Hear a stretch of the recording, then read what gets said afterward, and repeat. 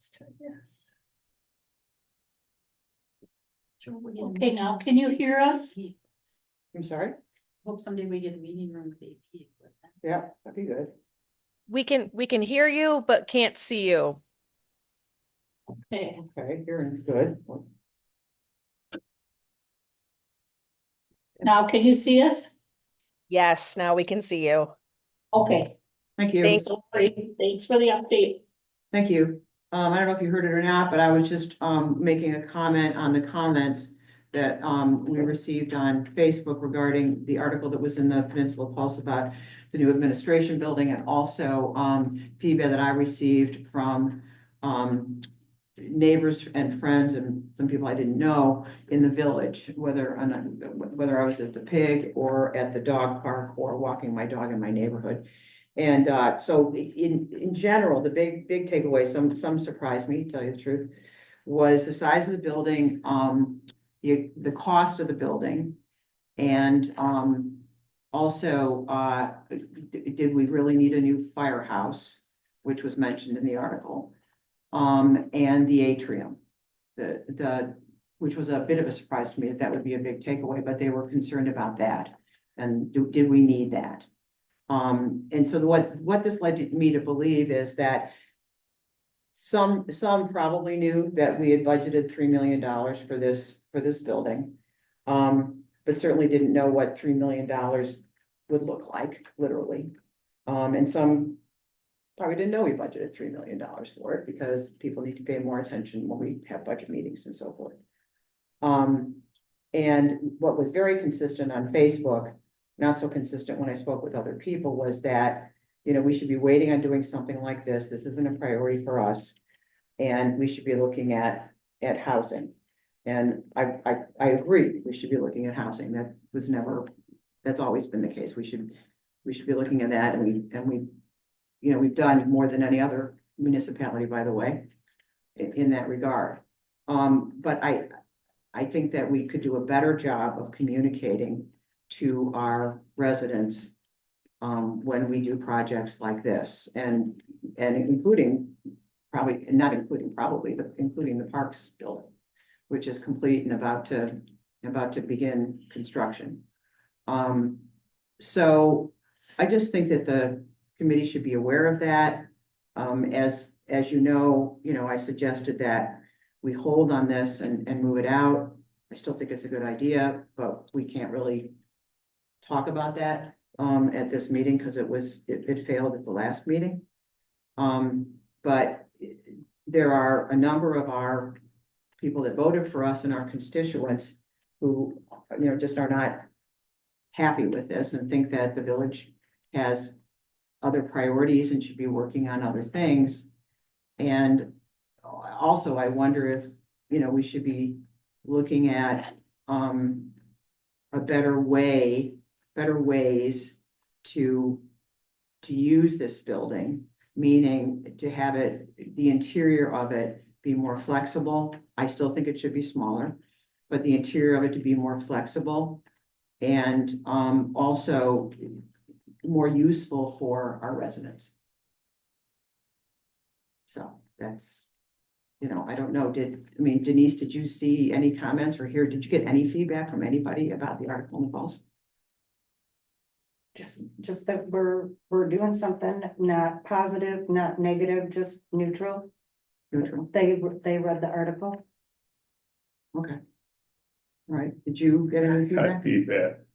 I can read a couple But of I mean, notes here. We can go over all this feedback, but it's already this committee has already moved it forward. But don't we get it in the record at least? I mean, if I would like it in the meeting notes, what some of my friends and neighbors said. Well, why didn't they send an email or They show up? might come to the meeting tomorrow. And because these are a lot of 40-somethings that have kids in school and they don't have an easy time of getting to our meetings in the evening. They have homework and after-school activities. It's not easy. So a couple of comments. We were never presented a facilities plan for public review that included the Lagerquist property. Does the $3 million for the admin building include the $1 million that we spent on the property? And was that property purchased up for public review, that was a question. People were concerned about the design, and wondered why we had not had any previous review of the design, why it hadn't been in the Pulse earlier or online so that we could look at it earlier. There was a question about a proposed village hall and community center, and does the community need both? Have we held a public hearing or input on that? The fire station thing was a lightning rod. People think we just built the fire station and can't believe we're talking about building a new fire station. Then one of my neighbors asked, well, if we have to build a new fire station, why don't we use the old fire station for the village hall? And redesign that. So there was a lot of feedback. And again, the housing thing is a big deal because people are prioritizing housing and probably the ice rink as their first two priorities. And they feel we're not listening to them because we're doing something that has really nothing to, they don't see it as having an impact on them as citizens. But they do believe the ice rink would, and they believe housing will have an impact on them. But this is not something that people are feeling is important right now. I probably got 20 comments, emails, people talking to me, calls. I mean, that was the gist of what I received, and so I just think that I guess we're making public comment on their behalf. Yeah, they could have come to a meeting. They did comment on Facebook. Some of them can't come to a meeting at 2:30, but you know, some of these people I know voted for me. So I just thought it was appropriate, you know, to bring it up. Honestly, I would have asked, you know, but we can't. I would have asked to have the vote reconsidered. We can't do that. So, you know, we can discuss it at the budget meeting and the SIP meeting and see where it takes us. So I would like now to comment. Sure. Okay. No one has talked about building a fire station. We have talked about having room for a fire station. According to, the fire chief, this building is 20 years old. It has some life left, but the following issues will affect its usefulness. The run volume. Proximity to people, want to be within a 5-mile radius of most people. The possibility of going to a full-time staff and lodging would be required. Traffic, getting in and out of the current site is more and more challenging, approximately 700 calls a year right now.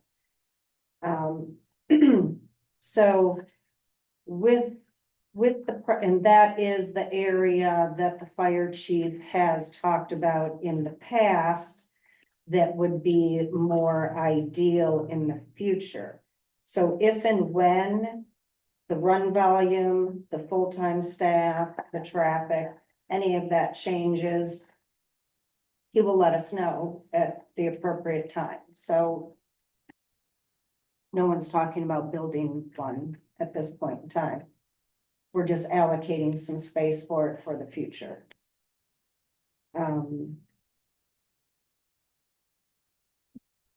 I understand that, and because I've been on this board for more than a lifetime, that communication is always at the crux of everything, whether it's amongst staff or the board and staff or the public and the board. It's ever challenging. I think we try to do what we can. Can we be better? We can always say that we can be better. I don't disagree with that, but you can't make people show up. And it's easy to comment on Facebook. It's a lot easier to comment on Facebook than it is to send an email. So not that I don't give credit to the comments that were made, but I don't know who they were, where they came from. Are they Sister Bay residents? Are they live elsewhere? And one of the things, when you talk about the size of the building, and, I would like to mention that a little bit because we talked about it, at our last month's meeting. This current meeting room is 1,417 square feet. Mhm. The proposed new meeting room is 1,395. So basically, it's the same size.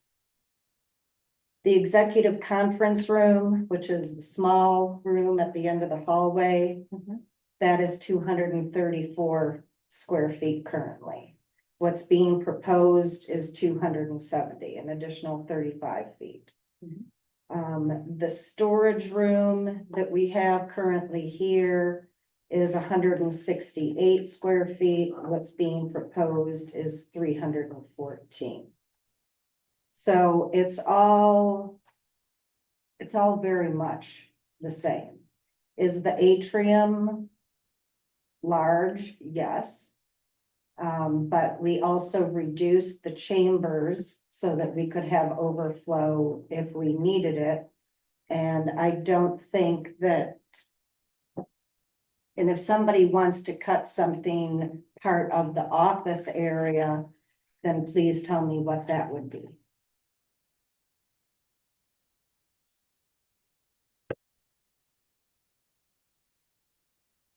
Okay, well, we weren't gonna talk about it, but I did go through 2 years of meetings. I went through all the parks meetings for the last 2 years.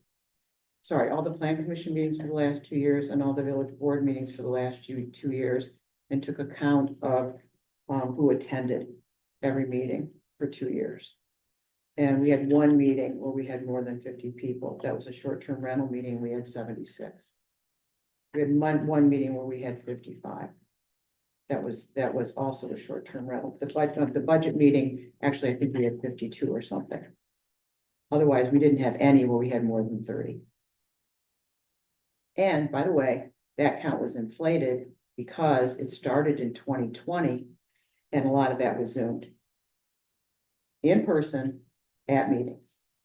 So happy to share that spreadsheet with anybody who wants to see it. They weren't here to your earlier point. They don't come. Just saying. So I just think that it would be, whether we get rid of the atrium or we shrink the size of the chambers or something, I think it would be an appropriate thing to do. And we can go through this, and then Mike make a presentation. I've got a couple of questions for Mike when he does that. But so that's simply, I just wanted to make a comment on behalf of people who commented to me. So we are now on to the final design review. So Mike, I think you're up. If you can hear us. Hopefully he's got I it. can hear you guys hear me. Yes, we can hear you. Thank God. Yeah. Just a correction, my last name is Martin, not Simon. The Peninsula Pulse got that wrong. Uh-oh. All right. I'll tell Here I was Mike. going to take credit, but we have a Mike Simon that works here, but he didn't drive our building. So Okay. All right. let me bring the drawings up real quick here. So Mike, the one we're focused on today is the site plan.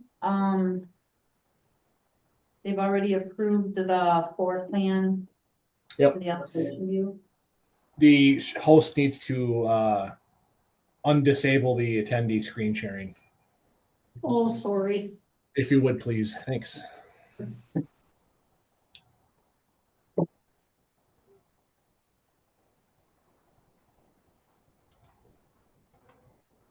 Okay, you should be good now. There we go.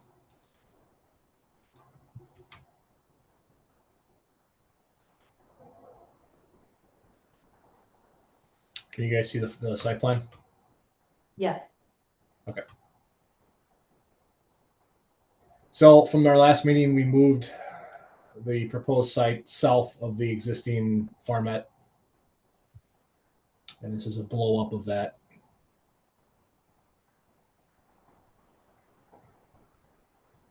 Okay, So we have a smaller daily parking lot, larger, special event parking lot. It's connected to the existing barn for whatever the village wishes to do with that, storage or farmer's market, whatever.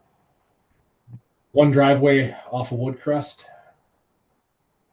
and it's pretty well connected to everything here. So Yeah, I like the design, but I think at last month's meeting, we talked about, I think I went outside and counted the current parking spaces that we have here at the fire station. I think there were 17. And we wanted 20 out front. You have about 10. yeah, there's 9. there's nine plus the one handicap. Recording in progress. We could certainly put 20 out front. However, is there any concern about this? We were going for a residential farmhouse look with a big sea of asphalt out front. Is there any is there any thought to that with trying to minimize the commercial look of this thing, I guess? So basically with that idea though, the parking count is the same, they're just more in the back. Okay. So Mike, I have a question. The parking lot, is that in the cost, the $3 million cost for the building?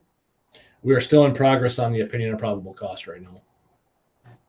Could you tell me what that means in layman's terms?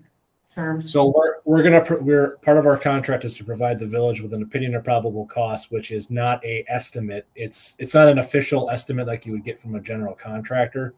It's costing based on past projects that we've done. So if we've had a parking lot project, which we've had many this year, we can go back to those for history. Yeah, Then apply a square foot real world rather than coming out of a book. Real cost to that.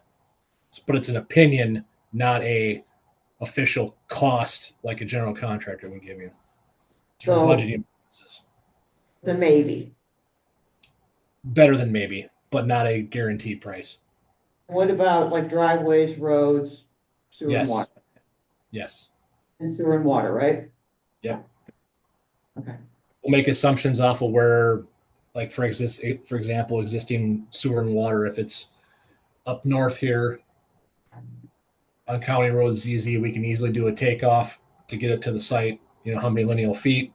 We have pricing on what lineal footage costs for sewer and water, and we'll put a line item in our estimate for you. Okay, I just wondered because there'd been some discussion about whether or not that was included, so I just wanted clarification. Yep. Okey-doke. All right, gotcha.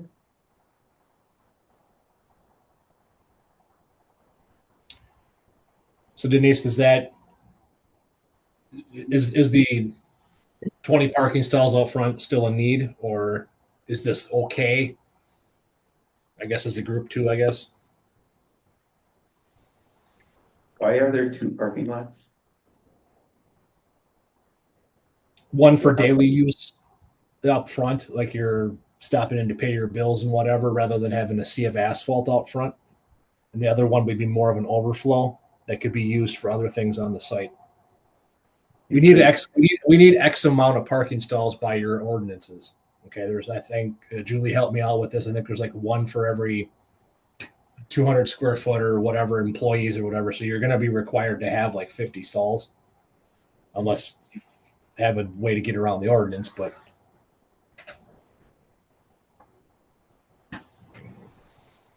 I'm just curious why there's spots in the front of the building. Seems like that'll be a bit of an eyesore. You'd be better off just putting all the parking behind.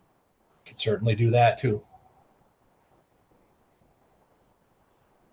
Kind of seems out of balance to me, but again, we're looking at an aerial view, but it looks like it's sort of a little bit off kilter. Ironically, it looks a lot like we have parking in the front and parking in the back here at the fire station.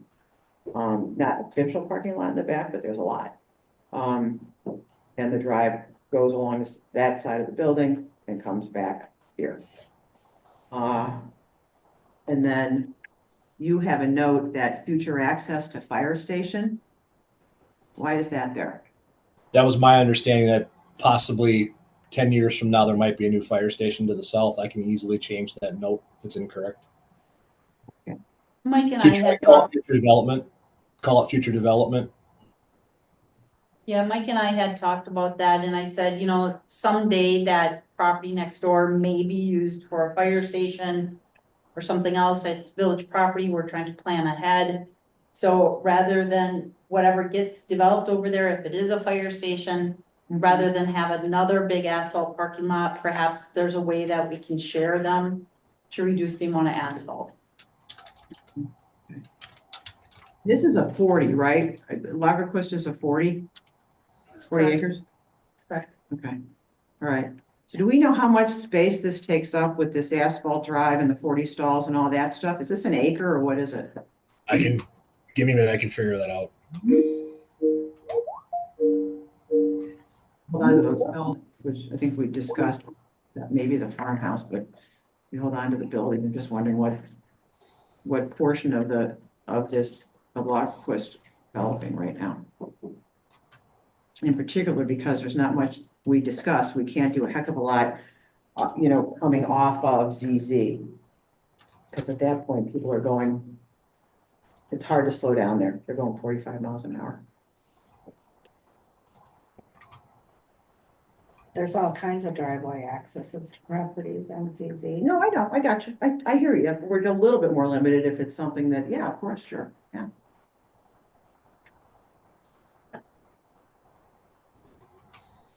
As properties get annexed to, you often reduce the speed limit too. On a county road. Yeah, as stuff gets annexed, the village can petition to have that become an official village road and reduce the speed. And so we're thinking about annexing part of this. No, well, this whole 40 annexed. Well, we did annex the whole 40. The whole 40 acres is annexed into the village. Okay.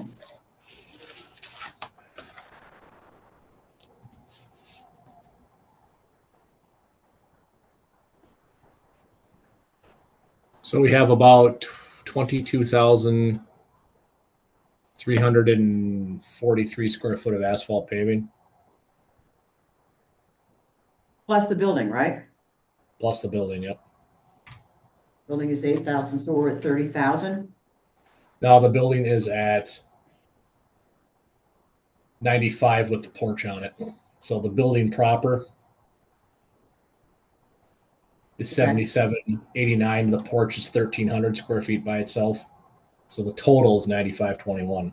Right, so rounding up, we're at about 32,000. Okay. Yep.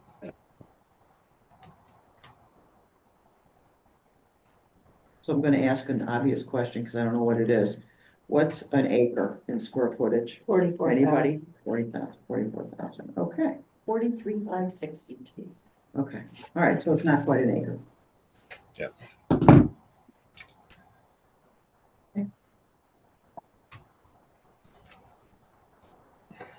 So there's lots of room still left. Does anybody else have any questions or any point of view on these parking spaces? Mike? I Or mean, Denise? the only thing that surprises me is that contemporary design would not typically put the parking lot on the front of the building. All the parking would be to the rear. And it might save a little money if you combine those for the asphalt company. But we still have to have, Julie, we still have to have 50 according to the code. Oh, I can't remember the exact number, but Mike had, Mike, do you remember exactly how many we needed? You know what he has here meets it. I know we had talked about, something in front for ADA accessibility. You know, we had talked about the porch, we had talked about a ramp, making sure people could easily get in the building. So you wanted to have something out front for ADA accessibility. So without parking up front, the porch, what use would the porch be then? You'd come in through the back of the building to go out front. Right, then it would only become aesthetic. Right.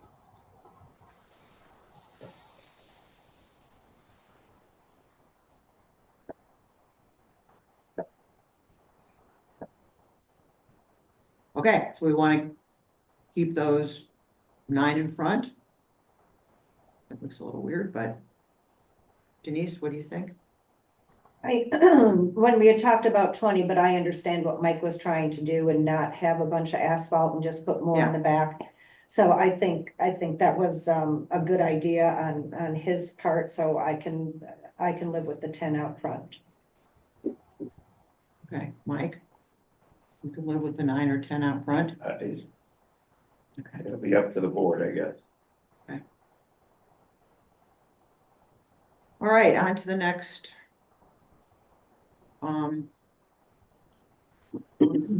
So this is interior, right, Mike?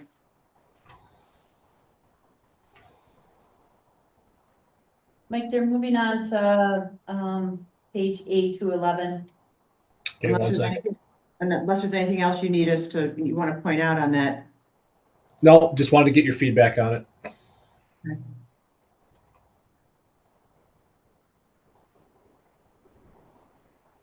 So A211 and is what we've already approved, just showing the porch on there.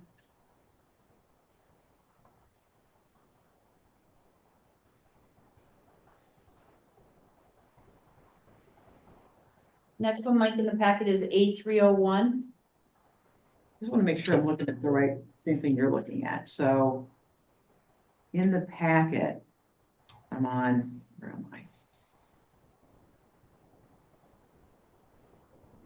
I'm on page 21, Julie? I don't have a, I do have a page number, yes, 21. I'm on page 21 right now, right? Yeah. Okay, all right, okay. I'm sorry, I was referring to his drawing. Yeah, no, sure. Okay, all right, so there's a flagstone patio in the back? Yes, that was one we had talked about a while ago. It was basically a meeting space if people wanted to gather outside or smoke outside. There was an area versus just having them on, hanging around like the front entrance. It's also an area for employees because there is no break room or area like that. And in the area where you're coming in off the parking lot, so there was an actual entranceway. Yeah.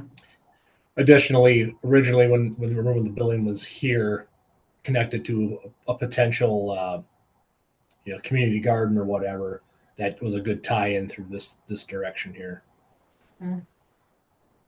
So we have a galley kitchen that has, what's needed, which is great, and it's important.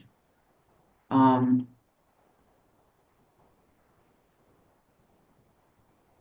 don't know, I just don't think it's necessary. Hey, Mike, how's that flagstone gonna be shoveled? Is that sit pretty flat there in the winter time, or is it gonna be all little notches and pretty rough? There's a couple different things we could do. We could do a stamped concrete flagstone, which is going to have texture to it. Okay. Unless you want a flat concrete slab. No, I think, yeah, if I would recommend a stamped one, not a real one, because that's gonna, impede a lot of the snow removal process there. Yeah. in the winter. Yeah. And that's important too, because you got to live with the building, Well, there's- That back area was basically to dress up the back of the building when you're coming in, so it's not just The back of a building. the back of the building. Right. It's a building. So again, I think it's a little elaborate. I don't think we need that much. I think it's fine. I don't think you need a separate pathway into the admin offices. I think just being able to access it from the back, if we need a patio. I think to be able to access it from the back of the building is sufficient.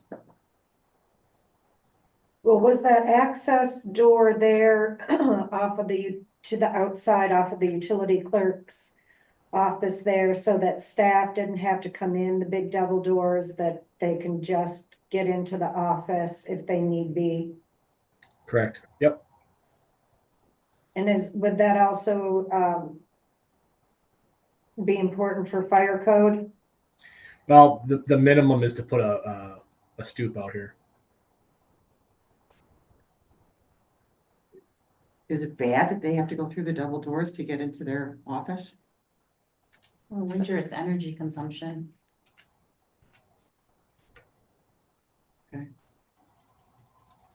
Well, how tall is the atrium again?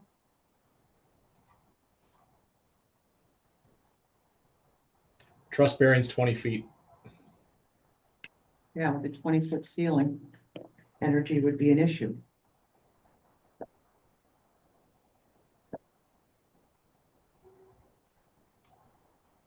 All right, so my suggestion would be to make the flagstone patio smaller, eliminate the paved, eliminate the walkway into the offices. And so we can, I don't think it needs to be that elaborate, just me. So, do you have a point of view, Mike? This mic, Well, there's no. I wasn't sure if you're talking to Mike on the. Oh, no, not Yeah. yet, but I'm always interested in his as well, yes, Yeah, but, I think the maintenance point is that we have to make sure that it's easy to maintain, and those pavers are not gonna be easy to maintain. All they do is cost more money up front and then more money to maintain. So I So think we could should- I just think- change the wording then to stamped.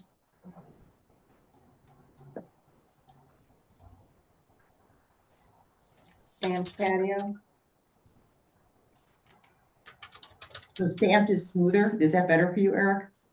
It's still, you're still gonna have to deal with some, catch points, but it's not gonna be as jagged as a real, like flagstone patio. I mean, it's not gonna be as convenient as a, flat concrete slab is. It's, you're still gonna have your little ridges and valleys that your shovels are gonna run into, but, as far as, It's that versus a real one, yeah, it's a lot better.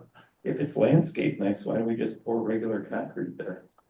Or you can just do a smooth concrete slab, that'd be, for maintenance purposes, that's going to be the easiest for staff to maintain. Well, doesn't it lead into the parking lot, Mike? Yes, it does. So that would be also less expensive since the parking lot's gonna be concrete. So I know when, we had talked about this, or at least when Mike and I had talked about it, I know the thought was to try and keep, again, that farmhouse feel, that Door County farmhouse feel. We don't know what that's gonna come in at. Mike's gonna let us know, certainly. If it's excessive, then we can always change that. Okay. I think it's going to look a lot better with the flagstone, even if it's stamped. I think No doubt, I mean, I'm sure aesthetically it will look better. I'm just trying to be a little bit more practical and trying to save some money. right, but are you? Okay, No, what were you gonna say, Mike? I don't know if this is going to be a big enough dent in until our opinion of probable cost is back. I don't know if the substitution of flagstone for concrete is going to be the stamped concrete is going to be that big of a savings. I hear you, I got you there. What I would suggest to the entire group is let's not go for value engineering at this instant until we have an actual number. Okay. The other thing to Okay. consider are the hours that, because we're reminded quite a bit of the hours that the Parks Department has to put into maintaining. That would be now another building. Okay. All right, It might be easier to shovel than the steps that they do now, though. another building. But we Okay, won't have the other one. right.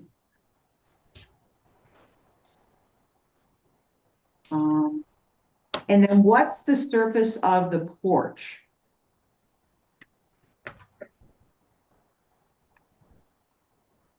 The Oh, as floor, far as like the concrete, the floor of the porch Yeah. is concrete. concrete. With a couple steps up, okay, is Nope, it's that grade. that grade? Okay. Yep.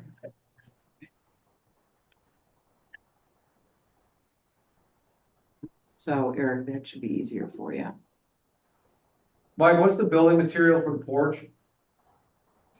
It's concrete floor. Okay.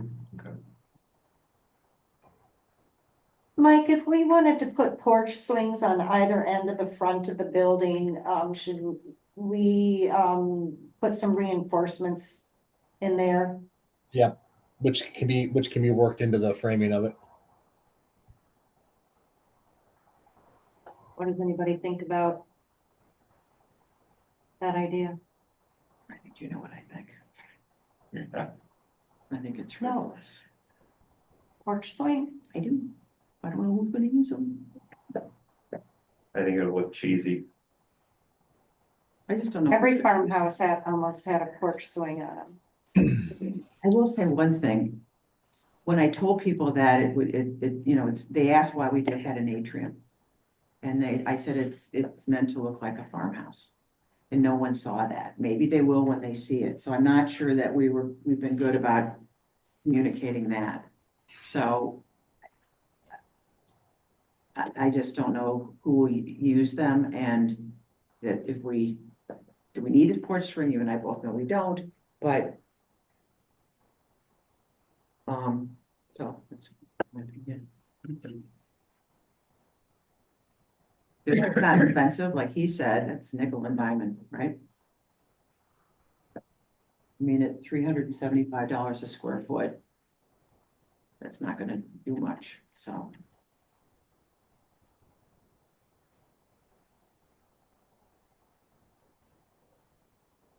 Mike, you have, in the chambers, the built-in tables with 12 chairs. Yep. I wanted to ask this committee well, first of all, my question to you, Mike, is how much space is that per an individual for a sometimes we have prints, large printouts that, planning commission can be looking at, sometimes Parks has had them.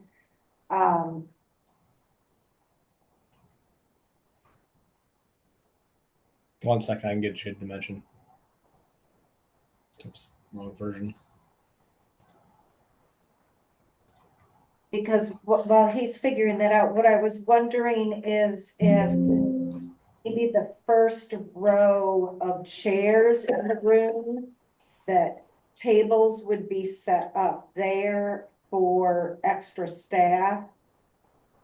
Like if, like where Eric's sitting today. Or if Megan was here from utilities or whatever, that we would have enough room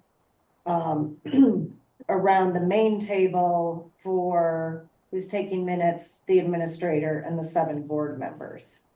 And then that first row, there could be tables there instead of chairs. And the tables would be for them, you mean, for like whoever's. For Would like be- what Eric's doing right now. Or anybody that wanted to sit at a table, but for when staff shows up to It's actually a good idea. any meeting. Because a lot of times they may not stay for the entire meeting, they're here for a certain time. Well, I mean, it's fine with me. And would it give us a little bit more elbow room instead of 12 people around that half moon? Yeah. I don't mind, I don't mind replacing those chairs with tables, because we don't, as you know, we don't need that many chairs anyway. We should be removing 3 rows. And as far as looking at blueprints and stuff, you should be looking at those on a giant screen. The days of looking at paper laid out someplace in a building like this, it's ridiculous. No, it's not the same. I'd much rather have a blueprint than trying to blow up to scroll back and forth because it can't all fit on my screen. No, you're not looking at it on your screen. You're looking at it on a drop-down movie screen. Right, which I can't make notes on. Okay, but it just, all right. That wouldn't work for me for plan commission. Okay. I don't think I've been to a meeting in over a year where someone's brought in anything that we could see that was displayed on a, like, for instance, right now, that was displayed on a tripod that we could look at. We had them for, I'm not gonna argue. Anyway, whatever, sure. So if you want, I mean, you want tables there instead of chairs, like I said, we don't need 75 chairs there.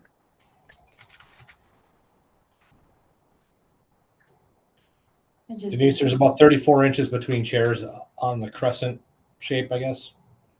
It's 34 34 inches. inches here. And then I can take a row out and put maybe 2 tables and 2 chairs if you wish.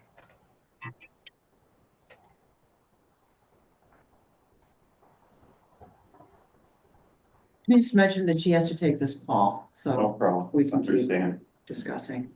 Well, we took a minute. If people want to send emails, should they be sending them to Heidi or Janelle, or do they send them to a specific website? They should be sending them to Janelle, and then she gathers and shares with the group.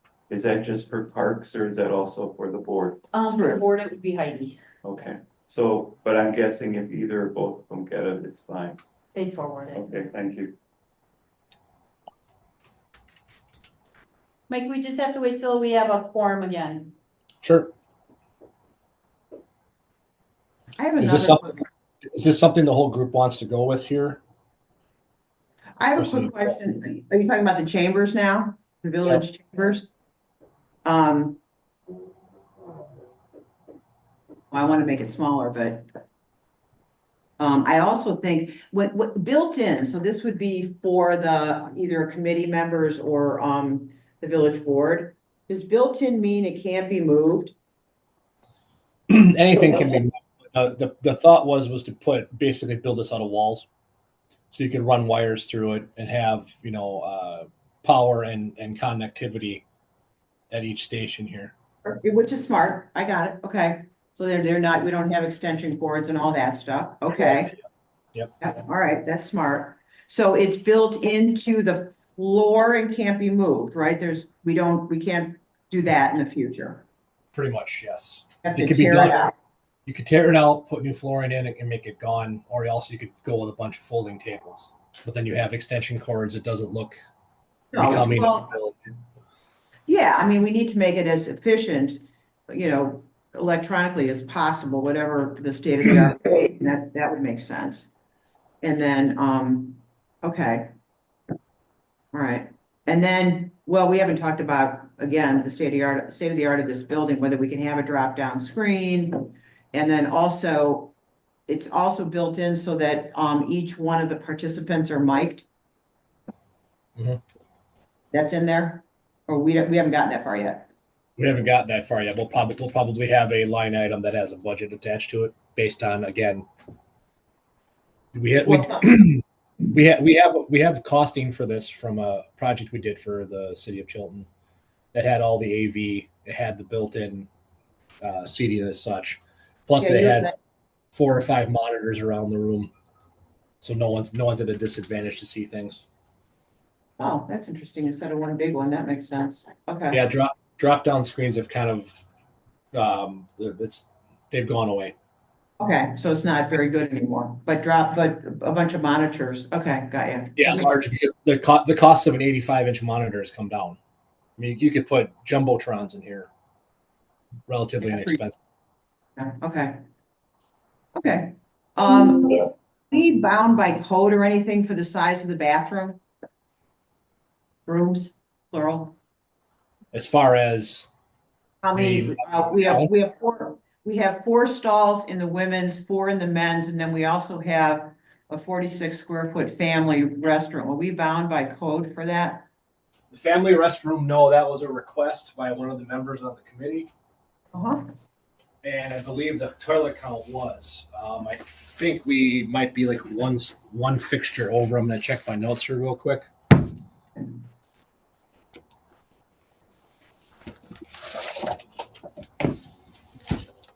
Okay, I asked because with all the meetings we've had here, there's, 1 stall for men and 1 stall for women in this building. That's why- Basically, The Alright. toilets required are basically, I believe the minimum we need is 3, so you've got one extra stall.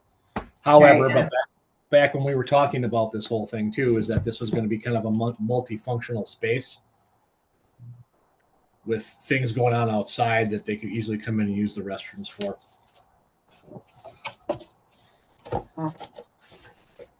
At some point, going to the back. Okay, so the family restroom is not required, and that at the end stall, which looks like it's handicapped, is That one not. is required. Yes, the handicap is required in all buildings, but you could get rid of Metal one, got it. urinal in the toilet. Okay, okay. And then the AV storage room, that's 300 square feet. Is that seems big to me for AV and storage. Is that AV, yes, it's also for chair storage as well. for voting. chairs? Yep, so it's AV and storage. Chairs AV for- may take up a 6 foot by 6 foot corner of this room, but you got to have room to put all these chairs and stuff in. Okay, Mechanical and sprinkler will be determined by when I got that. when they're on board. This may be too small. We may find that out. I don't think it will be, but okay. they have to have space. Yep. Hey, Mike, Yep. what kind of bushes are in the back slab of the flagstone there? Just bushes. I mean, we just threw in.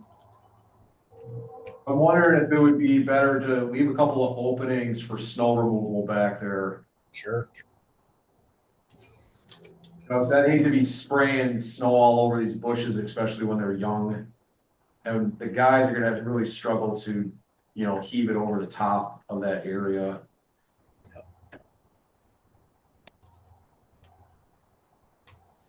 Is there gonna be any irrigation as far as watering all these plants in the back, or is that just gonna be hose bibs with removable sprinklers at the get-go? Most likely hose bibs, but Eric, to be fair, we haven't gotten that far down the design path yet.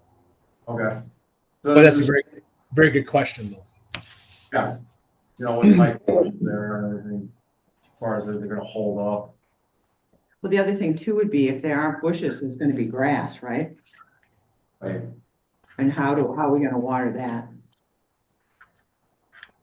Hose bibs and sprinklers, you guys don't throw in irrigation, Irrigation is a sprinkler system, right? yeah, but that's below ground, Mhm. that's, yeah, Okay, what's a hose bib? just the outlet coming off the side of the wall. Faucet. Yeah. Outside faucet.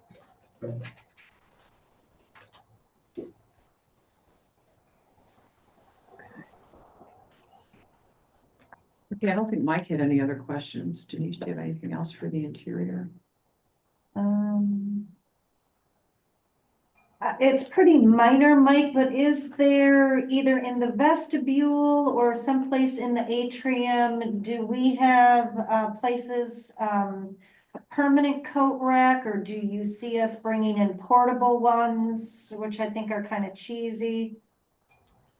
A coat rack could be built in really easy here and here. You could put something on the inside. Yeah, that's completely doable. Okay.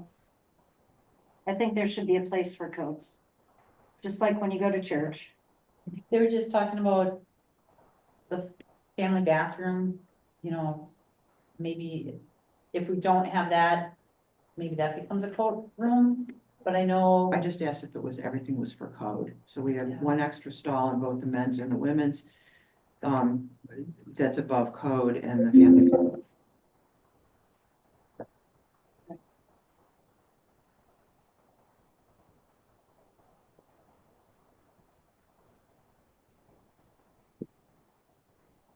And then you had asked if there would be any changes that anybody would make, I would make to the office area. And I'm wondering there's a conference room there. And if that during work hours, if there needed to be a meeting or a conference room, if they couldn't use the boardroom. If that could be a multiple use and not have a What conference board? room. What boardroom? The boardroom across the hall in the chamber room. if that could be used, if there's I'm not sure what the conference room is for. Of course I know what it's for. It's for if somebody has to have a private meeting or something like that. I understand that. But if the boardroom could be used for that purpose, And what would you put in its place? I would try to make this area smaller. I'm just, So you want, Trying to do Mike that. would have to redesign it again? maybe. Because there's space for a future office as well. And we have, Well, the conference could also, if nobody's in there, even though it's a ways away, it could also be where people are eating their lunch. true. That would be good. So the patio could be smaller. I'm just, I know that this is nickel and diming and I'm sure I'm driving everybody crazy, but I'm just trying Didn't to we, figure stuff out. guys, I just want to make sure we're following protocol here. Sure. Didn't we approve I think at the last meeting, we approved all this and what the purpose of today was to look at the site plan, correct? Didn't approve was to make the chambers room smaller and to move this to the 2026 SIP. But can you maybe read the No, motion? there were two motions. Yeah, there were two. That motion failed, I think. They both failed. No, No, one failed, the first one passed. To make it smaller, meaning seating wise, but not square footage. We didn't vote on square footage. We voted on seating. I asked for 50. It started out at 188. I asked for 50 and we settled at 75.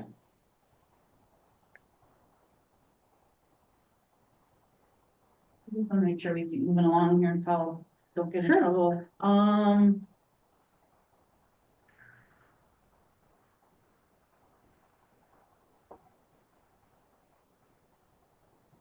Motion by Berto, seconded by Aaron's, that the floor plans as well as the elevation drawings for the new administration building that contain railings which were presented by Mike Martin of McMahon and Associates be approved as amended at the meeting. A roll call vote was taken and that passed. It passed. It was 3-2. 3-2.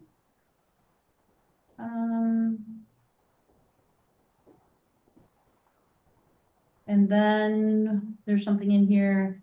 Committee members requested Mr. Martin see that a schematic site plan as well as revised elevation drawings and final versions for the building be provided to Schmalzer prior to their next meeting, at which time it is anticipated the project will be approved so that an RFP can be issued for creation of related construction drawings. Well, it's written that way because at the meeting, he reduced the seating from 188 to 75. Yeah, that was like 2 meetings ago, though. It was multiple meetings ago, not Two last meetings, right. meeting. Mhm. So the floor plans were approved at the last meeting.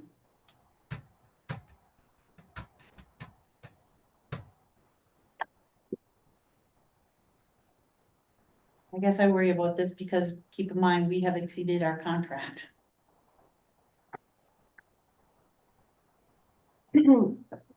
Mike, do you see any benefit or detriment on skylights in the atrium for natural light Yeah, leaking.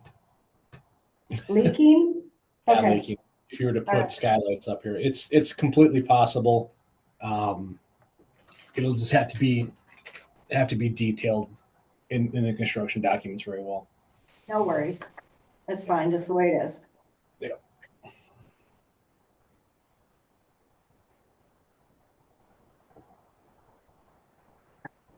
Okay, so I'm now on page 23. Is that where we are, or is it 22? We were on 21, which was the interior, yes. So 22, I mean, we can keep going to 22, 23. These are all exterior elevations. Yep, so 22 just reflects what we told Mike to do at the last meeting by getting us putting that railing in there, revising the elevation view. Putting double windows up in the gable, adding this trim work here.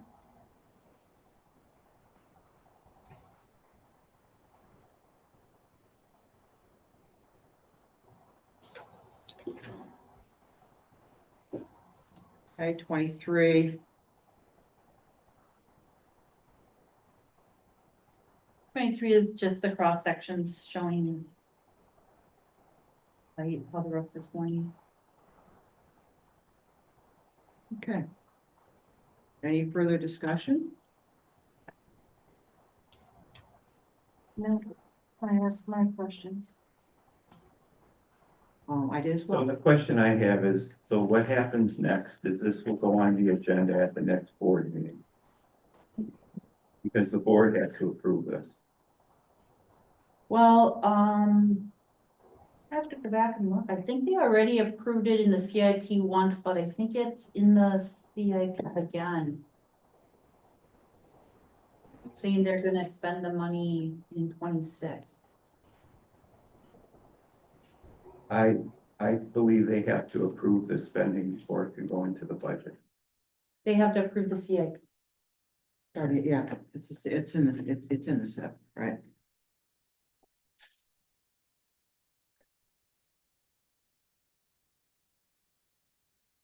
And that, I guess that discussion starts, at the, workshop, public input tomorrow, right? That is correct.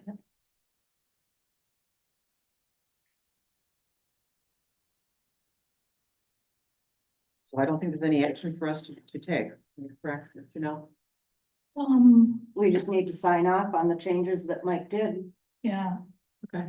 so now, okay, you had talked about some of that stuff, but do you even want it in the minutes because it can't be included? At this point, Tell me about that, what do you mean? okay, so, What stuff? okay.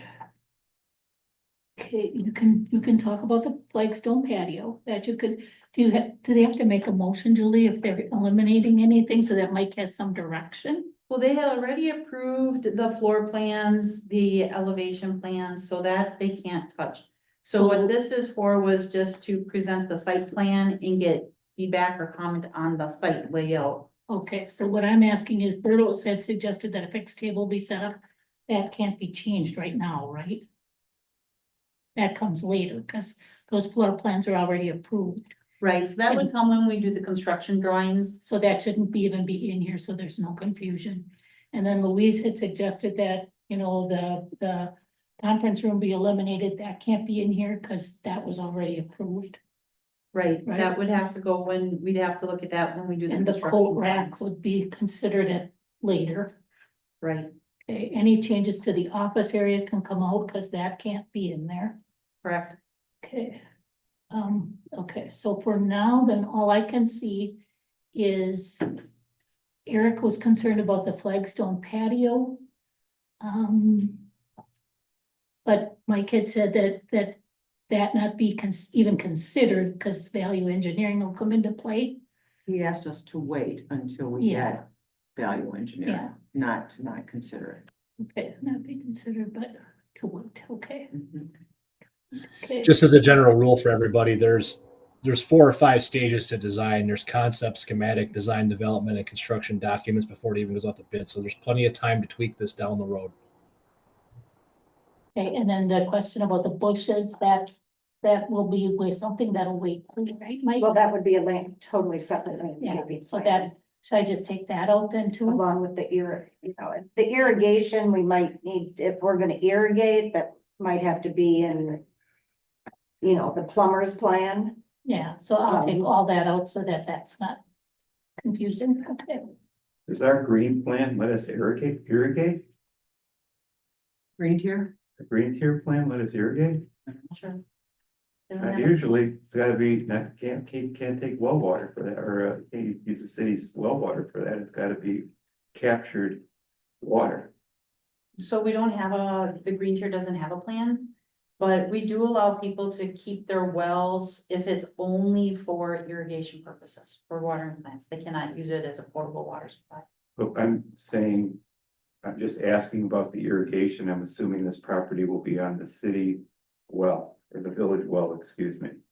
Right? It'll be on sewer and water, yeah. It potentially would be in conflict for us to design in and spend money on an irrigation system that would be inconsistent with our green tier strategy, is all I'm saying. Because usually you don't use fresh water for irrigation in a green tier initiative. You use captured water. Our village does not have a plan to that effect yet, Mike, and we have not done that on. Green Tier anything. hasn't done it. We don't That's what require she's that saying. of anything yet. Not saying that's not a great idea. They just have not gotten that far yet. Well, Kurt's on the call. I think who's chair of Green Tier? Kurt, Kurt. So that's a good yeah, action. item. that's not in our zoning book yet either.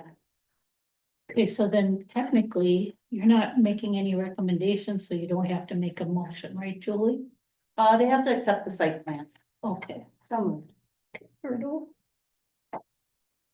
Does anybody want to second it? I really don't want to because I don't support it. So how does that work?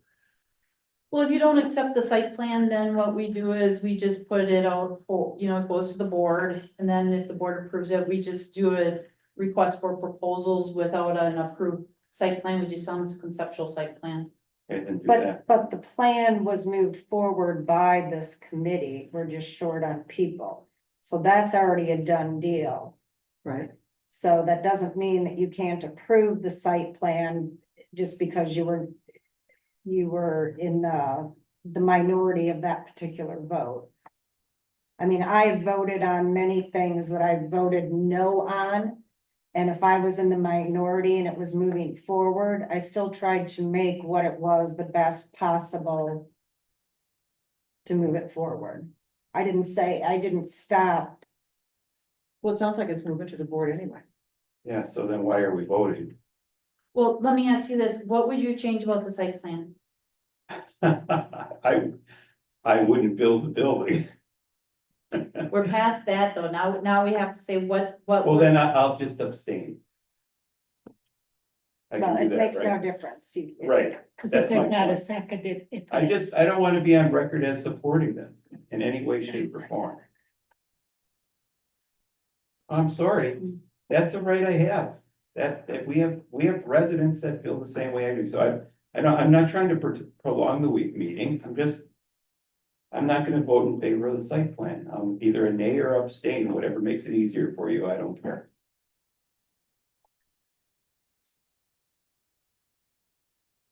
Okay, so Denise says your motion, because then we'll. Don't bother, Janelle, don't bother. I think we should just go on to the next agenda. There's not a second. We're not gonna get a vote on it. So don't even put it in there, okay. So Mike, for our purposes, then when I put this out for bid or for proposals, we'll just have to label it as a conceptual site plan and leave it at that. Sure.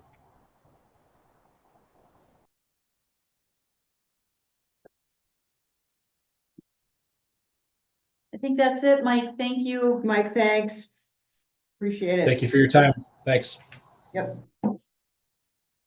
Okay, moving on to agenda item number 6B, policy for surplus property. So are there any changes to what I have put in the packet? I have a question on page 26. Yes. Kind of the last sentence of number 2. In the event no local nonprofit is interested in the offer, the department head shall be responsible for ensuring it is donated to a nonprofit in Northeast Wisconsin that can benefit from the donation. Just because it happens to be under $5,000, I mean, just put it on, just do what you were gonna do with the same as number 3. Instead of trying to track down some nonprofit that could take a lot of time figuring out who could use this. If we can't find a local nonprofit for it, then I think it just goes on to the auction website or whatever the village currently uses instead of spending a whole bunch of time looking for a nonprofit outside of the county. So in the event no local nonprofit is interested, just put it on the auction site. What does anybody else think about Yeah, that? I agree with Denise. I mean, I've been involved in this in a really minor way. Looking for a nonprofit to donate, something too, and it's hard. Hard to find somebody that wants it, and you gotta be prepared to do everything in the world, especially if it's not located locally, to give it to them. Mike, are you okay Get with it that to change? them. I don't have a problem with it.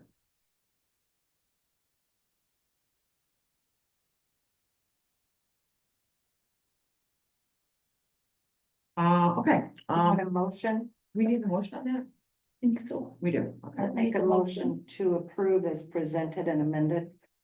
Second. All in favor? Aye, Aye. thank you. Okay, that'll go to the next week's board meeting. Okay. Agenda item number 6C, intergovernmental road project, Town of Liberty Grove, Flint Ridge Road. I do want to just offer this, and this is from Jerry Aaron's, who sent us all an email because we couldn't attend.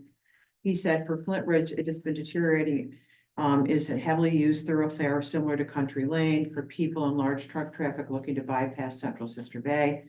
I think this would be a good project to partner with Liberty Grove on. I think it is already similar in width to Country Lane, so not sure if it needs to be widened, but I'm willing to trust the experts / Liberty Grove on their opinion.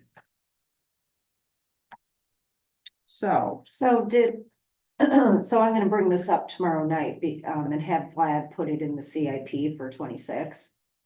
Okay. I don't have a final cost on it though, Denise, I just have the estimated. No, he just needs to make a box, Okay. you know, so now's the time, we know it's coming. So Liberty Grove gave you no ballpark figure? They did, I wish I had that note with me, I think it was. I'd have to go back and look, I wanna say it was like $126,000. Our share or total? No, I think that was total. But it depends if we're gonna, I know last time the road got a lot more expensive because we were wanting wider shoulders and everything like that. Okay. So before we talked further, I just told Bud, I said, but I have to see if we can even do this. And he said, okay, well, I'm willing to hold off and wait for the village. And so Okay. I just wanna, like I said, he just got a hold of me maybe 2 weeks ago, so it was too late to get in the budget, but I do wanna make sure we give him an answer, so we're not prolonging it, because if we're not gonna do it, he can just move forward. Sure. So- are they widening end? Maybe, so it was to, it just says it's similar to Country Lane, but it's not specific to Flint Ridge. well, we required it be white, so I'm assuming we would want the same thing if we wanna do it. But what about what we just did for the comprehensive plan at Plan Commission, right? Yeah.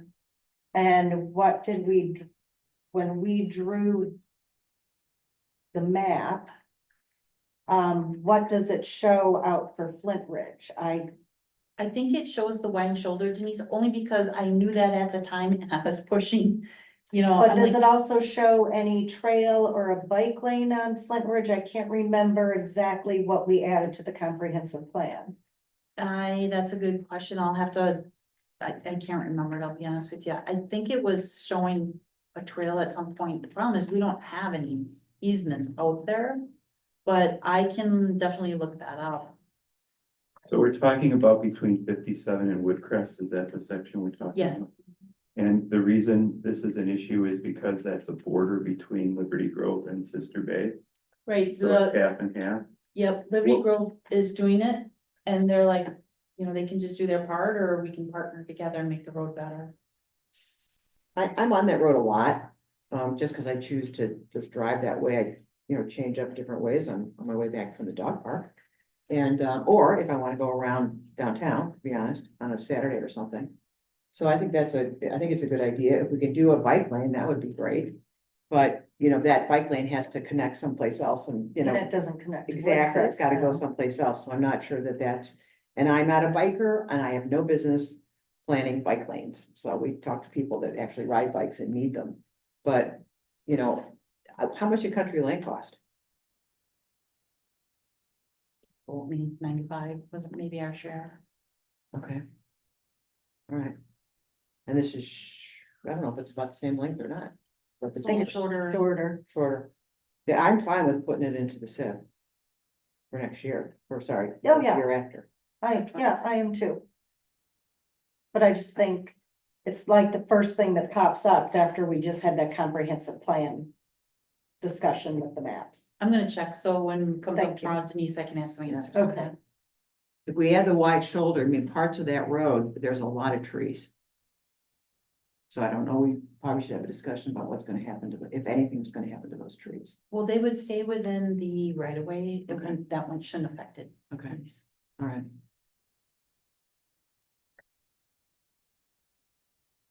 Do we need a motion? I think by consensus, if you guys are okay with it, moving forward to continue to put in the CIP and continue to work with Town of Liberty Grove on it. Okay. Agenda item 6D, like David, consider policy regarding correspondence and deadline. I'll read what Jerry had to say. For deadline for submittals for the packet, I think end of day 3 working days before the meeting day is appropriate. This allows a day, Thursday, for staff to review the correspondence and add it to the packet for delivery to committee members, end of day for delivery to committee members. So 3 working days. So for instance, the meeting today. So Parks is always on a Monday. And so 3 working days before the meeting day. So that would mean Friday, Thursday, Wednesday. They'd have to submit it by Wednesday. I think that's too late. I think it should be sooner than that for staff, in my opinion. Should be 4 days. To put it in the packet. But I would defer to staff for that. Well, one of the concerns I have is if you're doing 4 days before, that means the packets are. Agendas and the staff reports and everything, and the packets are being finalized an extra week in advance, which means.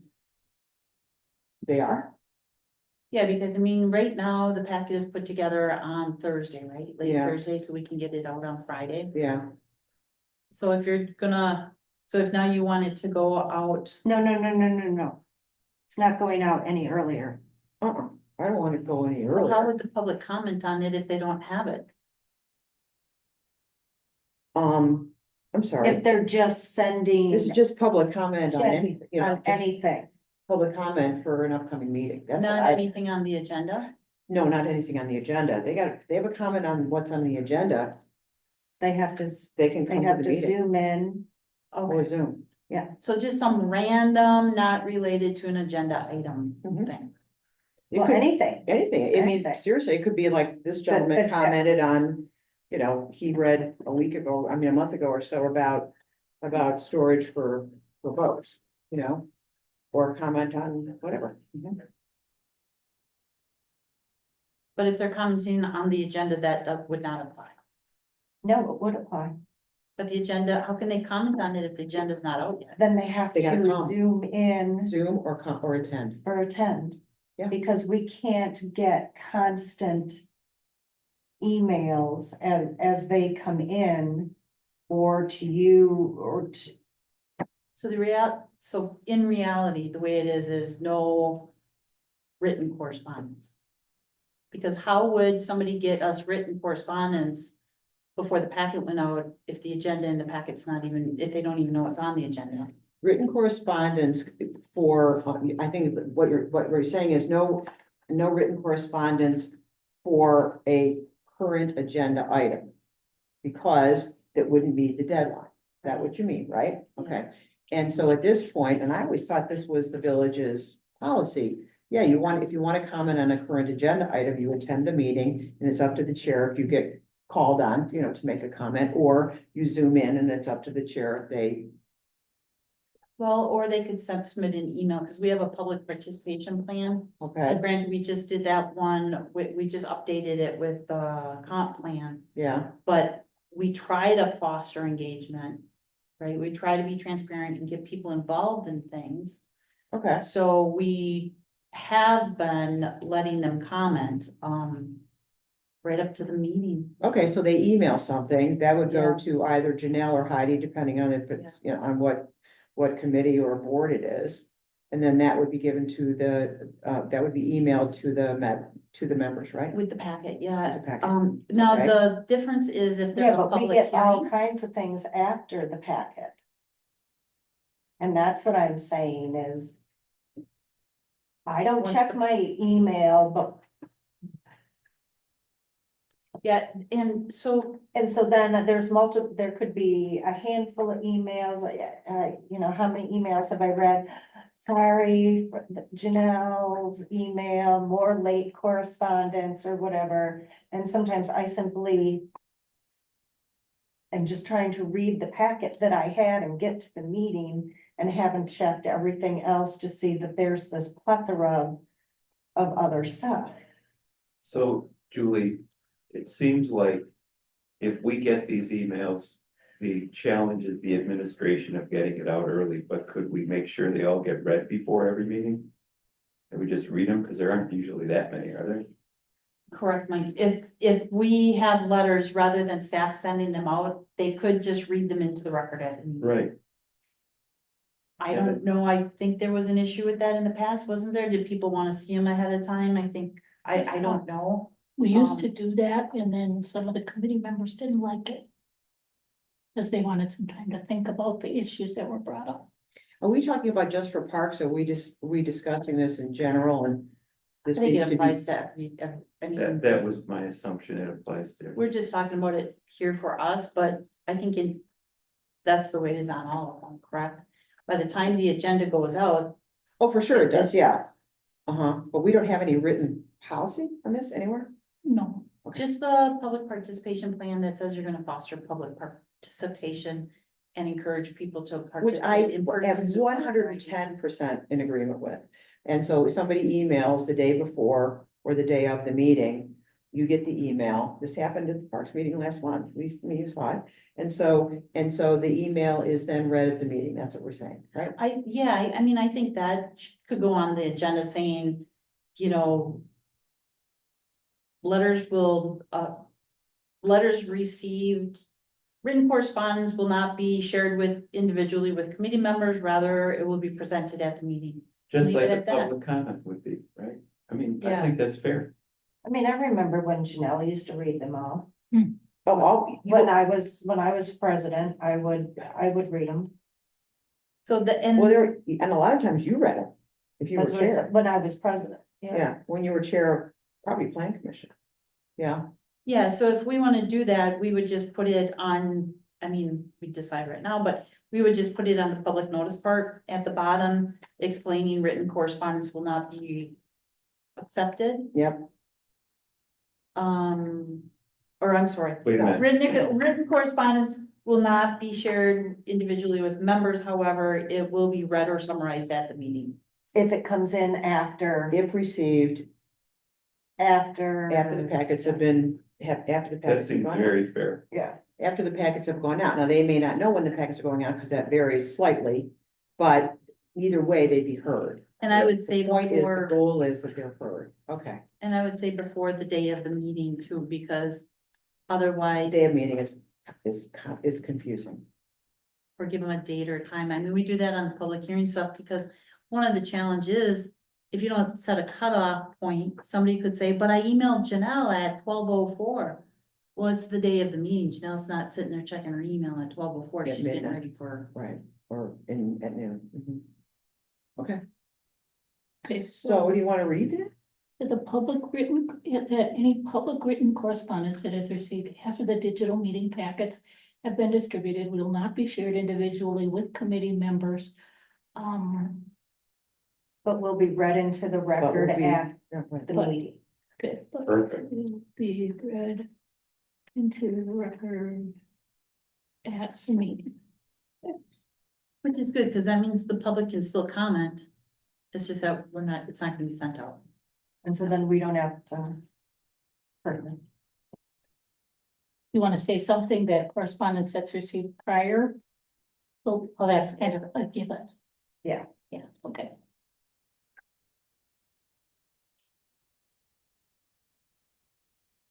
Next item, agenda 6E, Mill Road East parking report from me. All right, so, I my husband and I went to chop 4 times since we last met on a Saturday. And I'm happy to report no one parked in the yellow stripe area. I also received an email from Chris Schmelz. I didn't this email, hold on. And what I don't think I knew, but maybe you may know, Julie. So what I'm saying is I think that the yellow stripes worked. Good. Hold on. And he said, let me find this email so you guys, I don't misread this.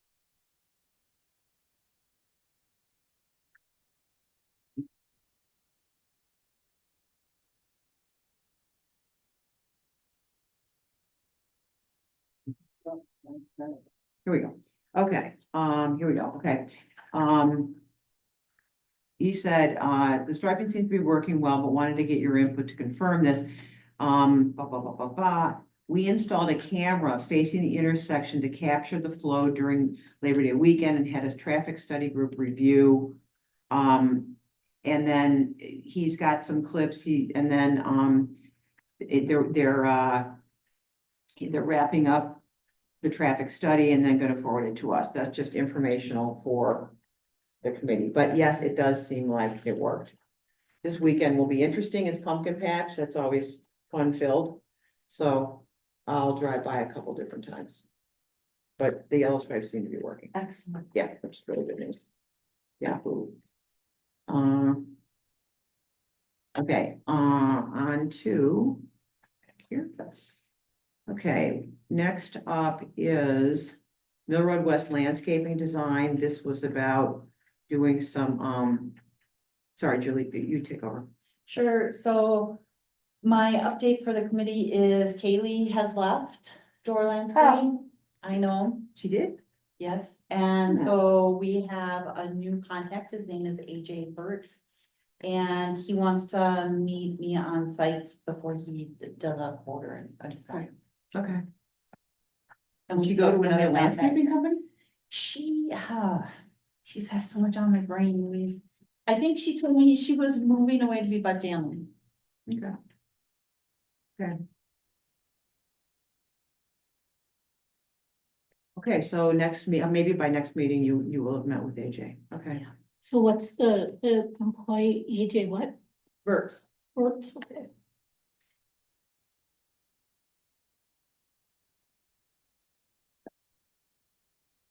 Okay, next up is agenda item 6G, pro housing grant application.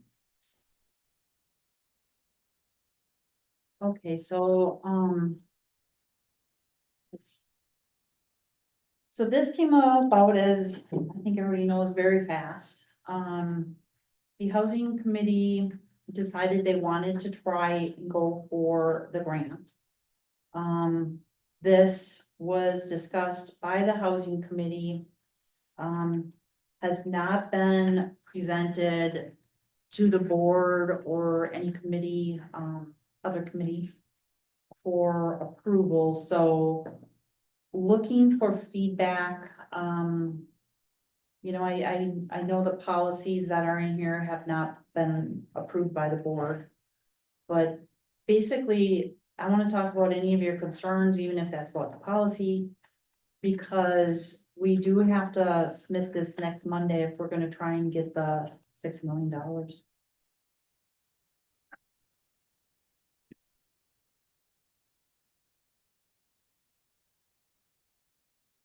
Okay, do we have anybody have any input? I guess my question is, having worked for the Obama administration and overseeing some of these grant applications, they do back check some of this stuff, and it seemed like we were a little loose with some of our data. Which one might, because everything has a source and. It wasn't, I didn't see any source where there wasn't a sourcing document that I saw. There doesn't have to be for this grant, but I do put the source in every paragraph. When I cite the number, I put the source. In the beginning, I talk about like wherever it says ACS data. I talk about that whenever you're seeing that, that means it's American Community Survey data, and I give the year. So some of the local data though, just didn't pass the smell test. I'm trying to pull it up right now because it's. Yeah, let me know, because everything in here has a data source. I know some of it seems overwhelming. But it's all data sourced. I mean, I have Sorry, so I had just a couple of questions. There we go. Sorry, took me a little bit to find it. Confused myself and I have one laptop, which is kind of silly. So here's my first, it's not a concern, but my first question was, I did attend both of the housing committee meetings. And, you know, as you know, I was a little, I didn't understand why we needed a housing committee, to tell you the truth. And I was vocal about it at the village board meeting. And Denise reminded me what the purpose of the housing committee was. And, you know, and then when I was first elected, Heidi sent me over the rules of order and organization for the committees. And so I looked at that again, and the housing committee is tasked with identifying a housing model, impediments to affordable housing, and address design, financing, physical layout, as well as other aspect involved in community provided workforce housing. And at the first meeting, the packet included the Stantec, you know, the Stantec presentation, and then a recap or overview that you did on housing in general and what the village has done for housing. And I felt like, so the Stantec presentation, you didn't really review it with the committee. You assumed that they'd read it and understood it. And then the next discussion was this overview, the overview that you had done for what the village had done so far, going back to the Wiltsey committee and so forth. And then talked about, you know, the new pro grant that had just been dropped by the Biden administration. And of course, I mean, I think as a committee member with not a lot of knowledge of what was going on necessarily, agreed, yeah, you should go for this. And so my question is that, you know, I think that the committee should start with what their purpose is, which is to look at and come to the village board with a recommendation on the very best model to be used at Wiltsey for developing housing, whether it's single family homes or whether it's apartments or whatever it is, and on green space and That's so not the forth. model. That wouldn't be the model. It wouldn't be the model. I'm sorry. When I talked about the housing committee's task would be to come up with the model is, A housing model, impediments to affordable housing, address design, financing, and physical layout, and so forth. That's their, is, the what they're tasked housing with. model is how does it operate? Do we give it to, do we partner with the housing trust? Do we partner with Habitat? That's part of it, right? Okay, well, I'm sorry, then I misunderstood what you were saying, because you were getting into what kind of homes to be built, which yes, it did say in there, but the model itself, The model, like how do we do it, who do we partner with, and so Yeah. forth. how does it stay in Agreed. perpetuity? 100%, Okay. absolutely. But none of that has been discussed. And we went from, that meeting was discussing or reviewing there was no it was assumed that everybody had read the every one of the committee members had read the Stantec proposal. And then there was an overview that Julie went through, 2 or 3 page overview of where Sister Bay is with housing in general, what's been done in the past, where we are now, and then a conversation about the program. So what I'm saying is that I don't know I don't know that, not that you want to look, a grant like this, you want to ignore it, but this is an infrastructure grant for a property and we don't know what we're doing with it. So that's one concern I have. And I have a big concern relative to the committee that they understand what they're supposed to do, because after that meeting, I spoke with Marissa Downs, and Marissa Downs has no idea what that committee is supposed to be doing. So you should be aware, the chair should be aware of that. That's a concern. So Louise, they were all given a copy of the mission, so they understood what the committee was about. So maybe Marissa didn't read it, but it was never discussed at the meeting. It wasn't. Anyway, okay.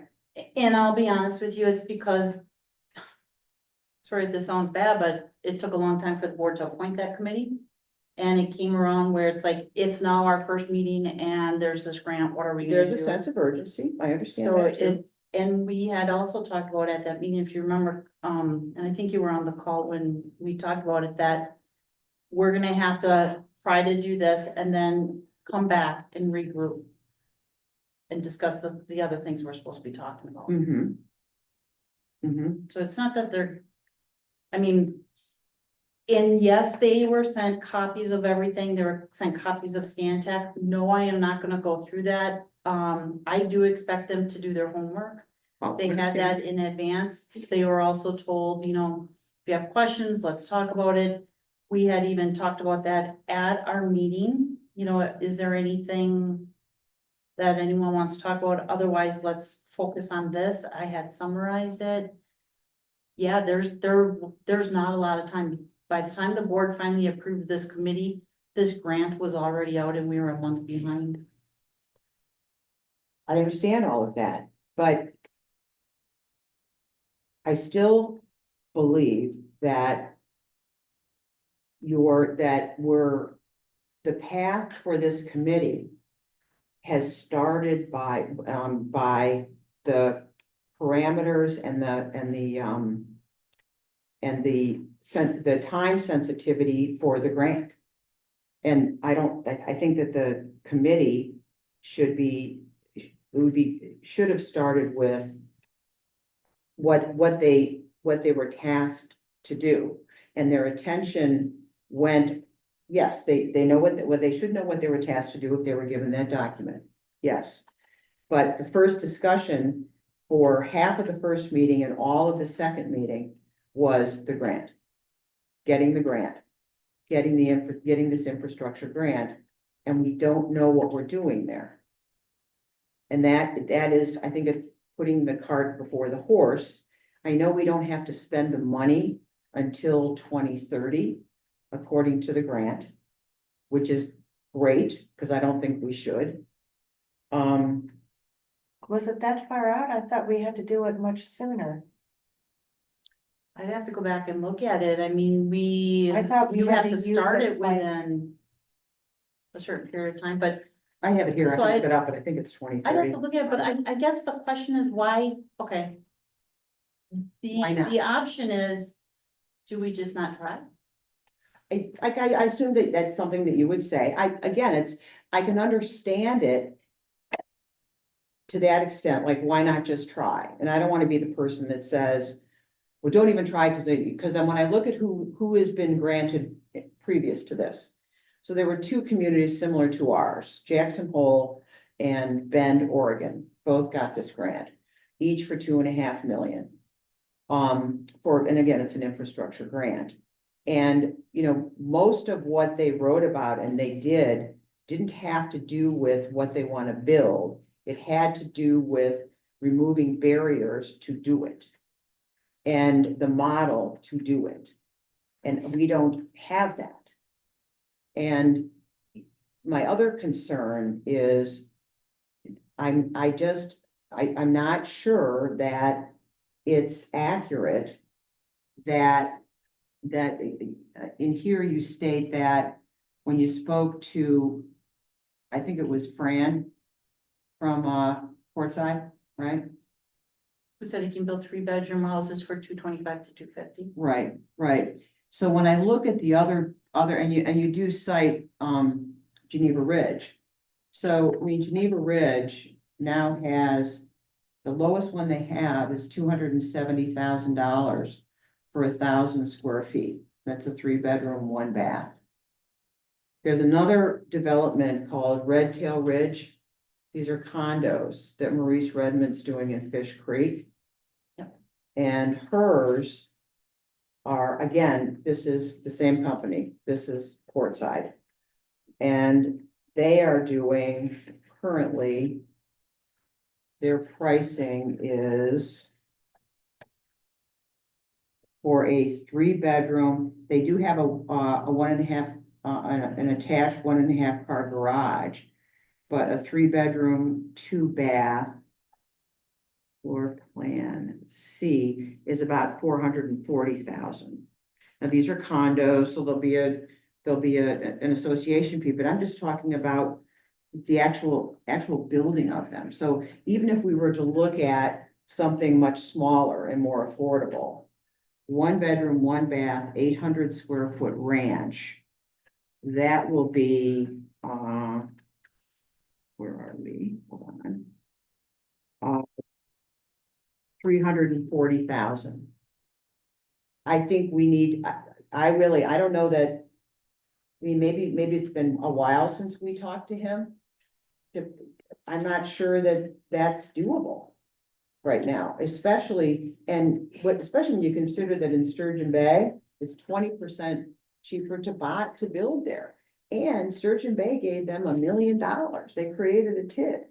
They got $1 million. And Fish Creek got money. So, Louise, you're also assuming that you're gonna go with a particular builder. What you have to do is you have to set the parameter and we have to put it out for bid.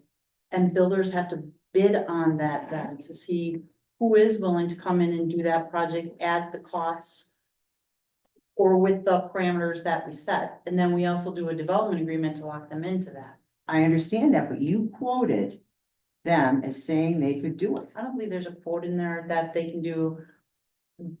It talks about how we had talked to a builder who could build.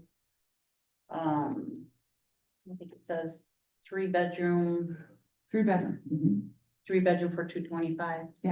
I want to make a slightly different comment in terms of the Sure. feedback, and I've got a few notes here, but I'm not gonna go through the specifics. I kind of got what you're trying to do in the grant, but I think we painted a picture of Sister Bay that's not accurate. And anybody that investigates is gonna say, hey, you know, some of the income numbers, the poverty numbers, the single parent numbers, there's a lot of data in there that is not passing the smell test. And I think the issue is if we do this and it's not accurate and it gets tested, we'll have a hard time getting a grant in the future. And if somebody could visit here, that's happened. So I was not comfortable with some of that data or the way we represented our community. Now, it's, you know, I'll be happy to understand better your data, but I think you have to be careful with that. So grants are great. We want to take as much of the federal government's money as we can, because God knows we're all paying into it, so we should get our fair share. But I think you got to be very careful. And if in the rush, we did this in a way that'll hurt us in the future, we might be better off waiting. The other issue is with these building construction costs. You know, there's several builders you can talk to. I don't think we're gonna, even in a competitive environment, the lowest cost builders are gonna bring in labor from out of town, and then they're gonna have incremental costs associated to bringing labor in from out of town, housing them, which is a problem, right? So it's not, I mean, 250,000 as a target for single family, that also is not passing the smell test. So as far as the statistics go, Mike, I can give you the data source on every single statistic in this document. The problem is people here don't realize how bad it is. Everyone's in la la land here. They don't That's realize. not That is accurate. not true. That is not fair. It's We not live fair. here Maybe every not, day. maybe not, maybe that's It's not not fair. fair. But I can There's tell you, 1,200 Mike, people that live here. I probably know more than half of them. but Mike, what I am saying is, the data that's in here, I can back every single statistic up in Well, here. I get it, but all I'm telling you, you better be prepared, because if it gets exercised, if somebody decides to check it and it's not good, we'll have a hard time with the current administration ever getting a grant again. Sure, sure. No, I understand that.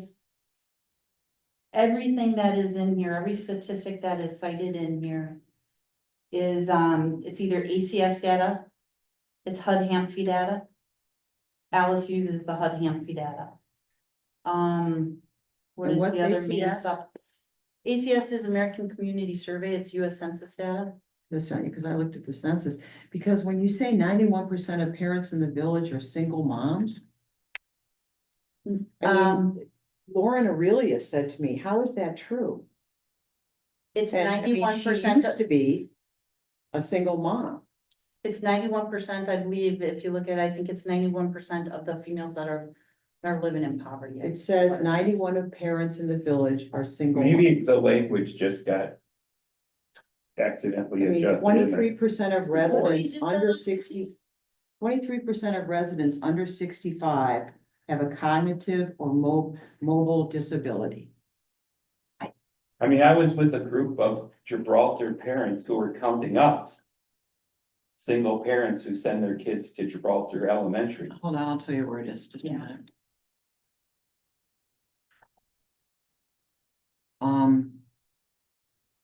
And then you said the cost to update zoning codes is $100,000. I think I'm right that the cost to do that, and you do mention it here in the grant. I think the $100,000 is your work, Heidi's work.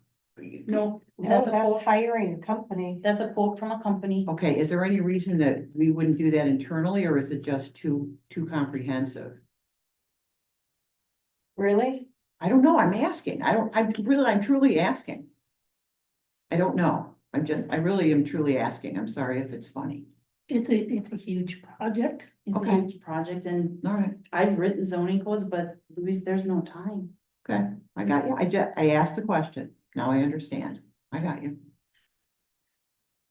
I'm trying to find the line where 91%, because it's in here, just a minute. I also think that, and we did get feedback.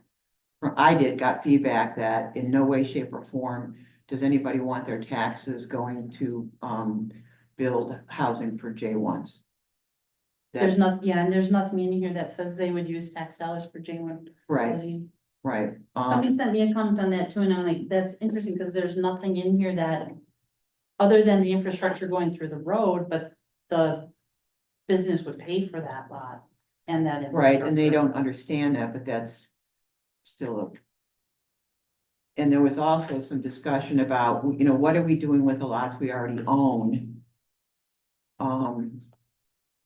And also the need for apartments versus single-family homes, because, I think I brought this up at the last meeting. Even what I think needs to be understood better is even a $250,000 home.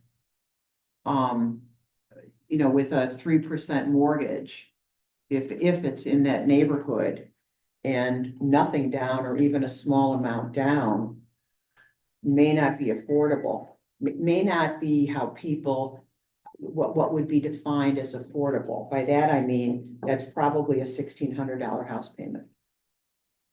And So- that's what we're charging for apartments that we say are not affordable.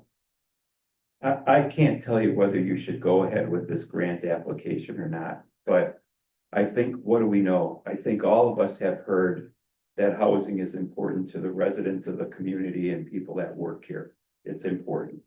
So should this be high on the priority list? Yeah, but I'm not sure exactly how to solve the problem. It's not an easy problem to solve. If we could just, get the federal government's money and put it in the bank until we figure it out, great. But my feedback is be careful with this grant application because if they exercise it and we're not accurate, it could impact our ability to get grants in the future. And I'm sure you've had this experience I've yourself. gotten grants for a long time. I mean, I don't know of anybody who would lie about a statistic or misrepresent a statistic. They're, Well, I mean, I think we had something in about the cognitive capabilities of people under 65 and we got had it right really, here. I mean, that number, I'm having a hard time getting that to pass the smell test too. 23% of residents under 65 have a cognitive or mobile, Where are meaning you seeing that? mobile. I'm looking at. Now, I know we have the scan and those are residents and they count, so that would be a big chunk, I Yeah, agree. it's. But those are typically people over So of 65 your years old. Of your disabled people under age 65, 17.3 of them have some type of cognitive disability. And 6.1 have an ambulatory disability. So that's 23%. Yeah. And there's more if you look at vision and hearing. Under 65. Yeah. Of your disabled people under age 65. At the age of 40, everybody gets glasses. I just think we paint. I It, don't you know. know, that's ACS data. I got it. It's just what the federal government Okay. records in the census. Again, I'm not giving you a Yeah. strong piece of feedback here. I'm just saying we gotta be careful with it. Sure.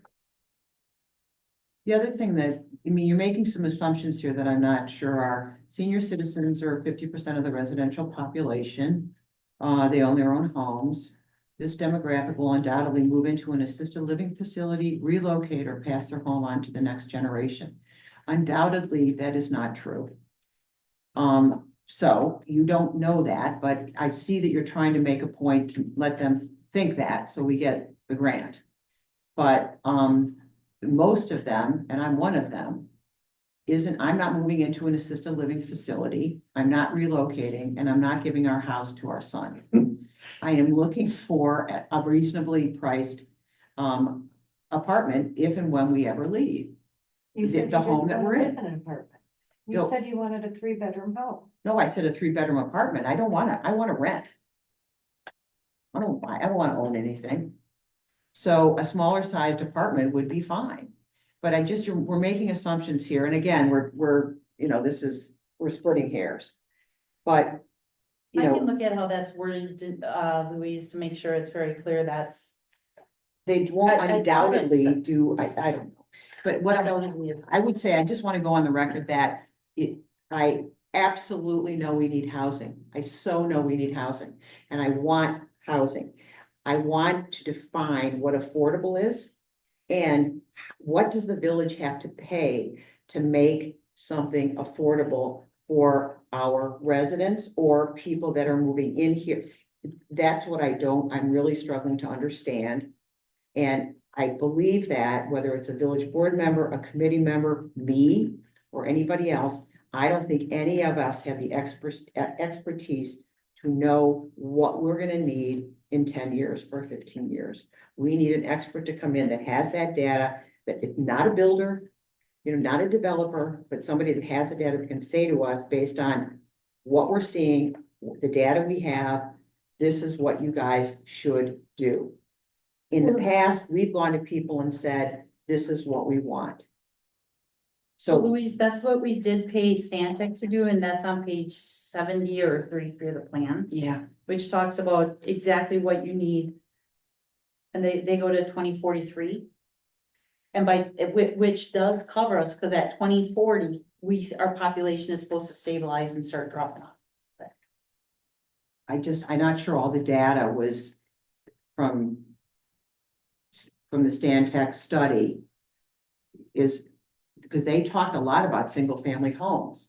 And we talk a lot about single-family homes. And I think that we should give more consideration to apartments or more density rather than just single-family homes, because I think every discussion that we've had so far has been apartments will be last. Well, I think when Julie held those open houses, I think that there was a variety, and I think, I can't remember, the document was long and, but I think you stated in there what those people were looking for. What they wanted, it's what they can afford. You know, we also, you know, the Stantec stuff talks a lot about the rental, the apartments that you need. And this plan talks about it too. It talks about how to develop those sites off Northwoods, and it talks about building single family homes consistent at the same time you're doing apartments and how you're gonna incentivize the apartments. So I don't know how else to make it clear that we'd be moving forward with apartments and homes. It just looked like we were really focusing on single family homes because I, like you, I did a recap of our housing inventory in Sister Bay. I went to our appraisers. I went to Action Appraisers to get numbers. I understand that you had a different source. Our numbers are slightly different, but we have 259 apartment units, which is 17% of our total housing. Our single family homes, we have 706, which is 45% of our housing. And condos are 38%. So if we want to put 140 houses out there, and we already have 700, that's a lot. Without adding some, I think we should be thinking about apartments. And high density. First of all, it's more affordable for developers. Not that I'm trying to like give them a big break, but I'm also trying to think about what the village is going to have to spend, what we have to spend to Yeah, make that, it happen. and that's why this does talk about the need to move forward with both plans. One is developing the Northwoods property with apartments or townhouses. Mhm. And then on the Wiltsey property, incentivizing it with apartments and townhouses and doing the single family dwellings. So that I can explain this when people ask, is the thinking that we're not necessarily gonna be using our expense budgets or capital budgets, we're gonna be creating incentives that reduce the cost, or maybe we are using some tax dollars to provide some infrastructure, but we're doing the modeling to say, even if this is lower cost housing, we're still gonna get taxes, property taxes on this stuff, so it'll be a bit of a wash over time. Or is this just, are we just donating this to this project? That part's not clear to me, and Yeah, it really so- wasn't that clear to me in the So- grant application, but I'm not sure they asked for that information either. So the Wiltsey property was $432,000. That's what we have into it right now. Mm-hmm. Granted, with this grant, you're not paying for the infrastructure. Without the grant, you're paying for the infrastructure, which is $3.5 million. With this grant, the thought was that they would get the value of the land and the infrastructure gifted to them. And yes, because at that point, the only cost the village has into this is $432,000. Without that grant, where we have to pay for the infrastructure, we have to probably look at a different model, more like the Geneva Ridge, where they pay back that infrastructure over time. So you create yes, like the a thought- TI, or how do you, what kind of tax entity do you create for that, so they can pay it back over time? So it's, the city maintains that, The in village Sturgeon Bay, the Oh. city does it, so we would have to do the same thing. emulate what Much they like did. we have deferred assessment, deferred payments on our sewer and water right now. We have people that didn't pay up front, so they have to pay a little bit every year. All right, And then, yeah, the thought is their taxes will come back and pay for that. But we have to keep the other side. That also means you have workers here that are keeping your businesses open and providing services. Because without it, we know that people are leaving. We have businesses right now. We just had one that decided to sell because they couldn't find any workers. So I mean, I look at it more from a community-wide perspective and not just say, are their taxes gonna pay off the cost of the infrastructure? well, I think you have to do both. Yeah, I we do think that. we have a responsibility to give the game plan to the village residents. Because I'll tell you what, it depends, if it gets presented the right way, you can really rally people around this. It gets presented the wrong way, that it's 140 additional single-family homes and we're gonna give them away, that's gonna be a problem. Now, it's not either of those, right? Right. But it's important. Right, I agree with Mike.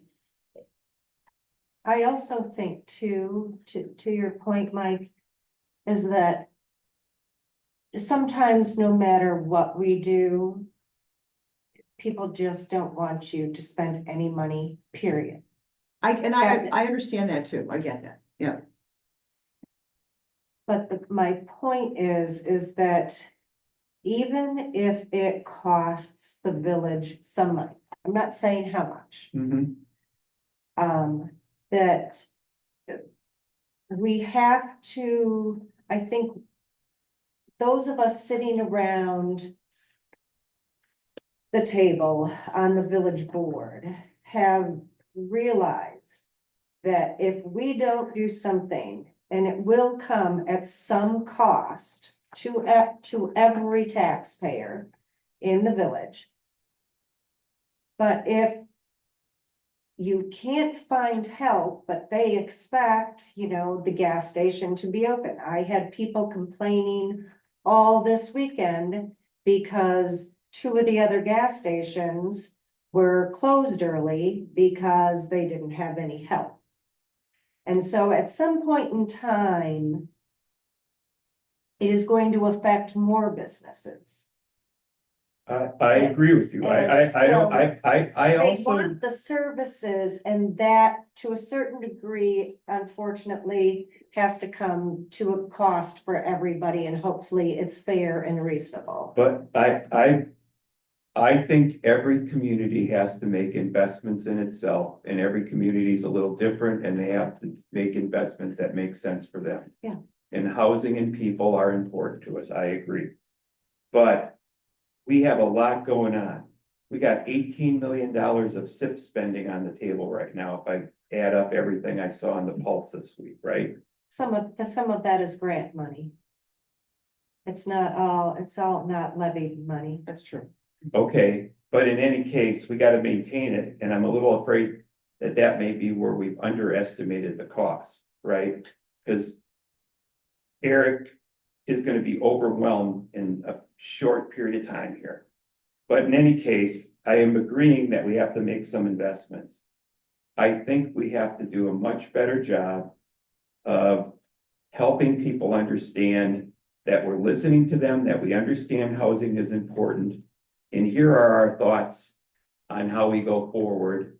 And you want to try and make as many people feel good about it as possible. Will you ever get everyone? No. Will there always be people that are never happy? Yes. But we got to put some effort into it, because people don't feel like we're putting any effort into it. They just don't. They feel like people are coming up with these plans and they aren't being asked. They saw a 40% spending increase last year, 23 to 24. We don't know what's going to happen in 25. We're saying good things, but now we got to walk the talk. Those are all very important to our residents. The other thing I'll tell you is that again, we all hang around with different people, but I've been at events with the 40-something crowd up here. Granted, some of them don't live in Sister Bay, they live in Liberty Grove, but we depend on them. Owning businesses, multiple jobs, kids galore. We should be looking closely at what the projections are, because most school districts in the state are seeing their student populations on the decline. I believe we are flat at worst and slightly rising at Gibraltar. So, I mean, we might be making a little progress in terms of attracting people to Door County, and we should be factoring that in. I mean, we were at a party 2 weeks ago where there had to be 100 kids, all elementary school kids. I've never seen that many in my 20 years up here. It was great. So, if we are making progress, we need to recognize that. Those are the people also that really want to have us explain to them that we're not going to cost them out of the county, because they're already working 2 jobs, 3 sometimes. And I hear what you're saying, and I will, for somebody who has been on this board for 30 years, and as I stated earlier, that communication can always be better. There's something when you're here, and it doesn't take that long being on the board or a committee to realize, is that no matter what you try, sometimes you just can't reach people. And until it hits the newspaper, you don't hear from them. And so sometimes you feel like you're beating your head against the wall. I hear what people are telling you and what they're telling Louise, and I'm not discounting that at all. I know. But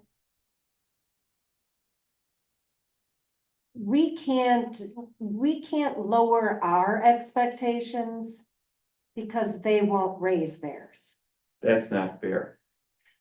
That's not fair though, Denise. We have to reach out. We have to go talk to people. I talk to people we have all to, the we time. need to hear what they have to say. I talk to people all We the should be time. looking at Survey Monkey and other methods to allow these parents to participate and give us feedback. I think we could do a lot more. Mike, you know, we have done community surveys.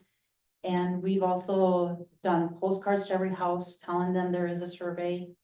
And we've done the press releases, but we have, you know, I'm just thinking real quick, the Village Hall is a really good example. Where we sent a postcard to every single house. And I can't remember the response, every single house asking them to fill out a survey and we barely got anything. But that's not fair either. If you're a parent or one of the single moms you're talking about, you think they have time for that? Well, you were just talking about we should do more surveys. That was a survey. Something that somebody, that they might be able to do it on their phone if it pops up. We're talking snail mail in their mailbox at the end of the street? No, No, it a was, postcard to go online and take a survey. Yeah, I can't tell you, I read all my junk mail. Well, it was just, like I said, it was in the newspaper, it was on the radio, and then we also mailed it. So, I mean, I don't know, to tell them these three. Well, that might be a good committee exercise for the board to think about, is how do we get more community feedback? Right? Maybe we get certain residents to host events in their homes and invite people and board members into their home to listen to groups of 20 or 30 people at a time. Hear what they have to say. Yeah, I think, don't quote me on this, I think we spent $1,200 sending postcards to everyone to take a broadband survey. And we had, what was it, like a handful of people who replied. You know, when we tried. That one I actually did. I still am not sure why we're adding broadband when I get better broadband service here than most of the country already. But that's another You're one of the issue. few ones, No. or it's not universal, but. Yeah. Well, one thing, just to get us back on track, and I think this is all Yeah, great yeah, I'm sorry. conversation, but it's really interesting, the last few days, about the last couple of weeks, I've been trying to look for just different opinions on things, and there's a couple different articles out there now, which is kind of interesting, and that is that in the United States, not Sister Bay, but broadly, and everybody is having has a housing crisis. It's as much an income crisis as it is a housing crisis. And they talk a lot about it. The University of Kansas did a study and I can see that, you know, I can understand that in some places when they did this study, and this is not related to Sister Bay, and I really have to understand what criteria they use to determine if an individual municipality, Sister Bay, if we have enough houses and if we don't, how many more do we need? And what do they need to look like? But more than anything, how much do they need to cost based on the income of folks that live here? Mhm. And I think what impacts us most is that we are a destination economy. And that's just, we are a premier resort area. And that's why we have premier resort area tax. And that is our wages are driven by that. And as much as I've talked to folks about housing, I've talked to a lot of business owners about wages, which have gone up considerably.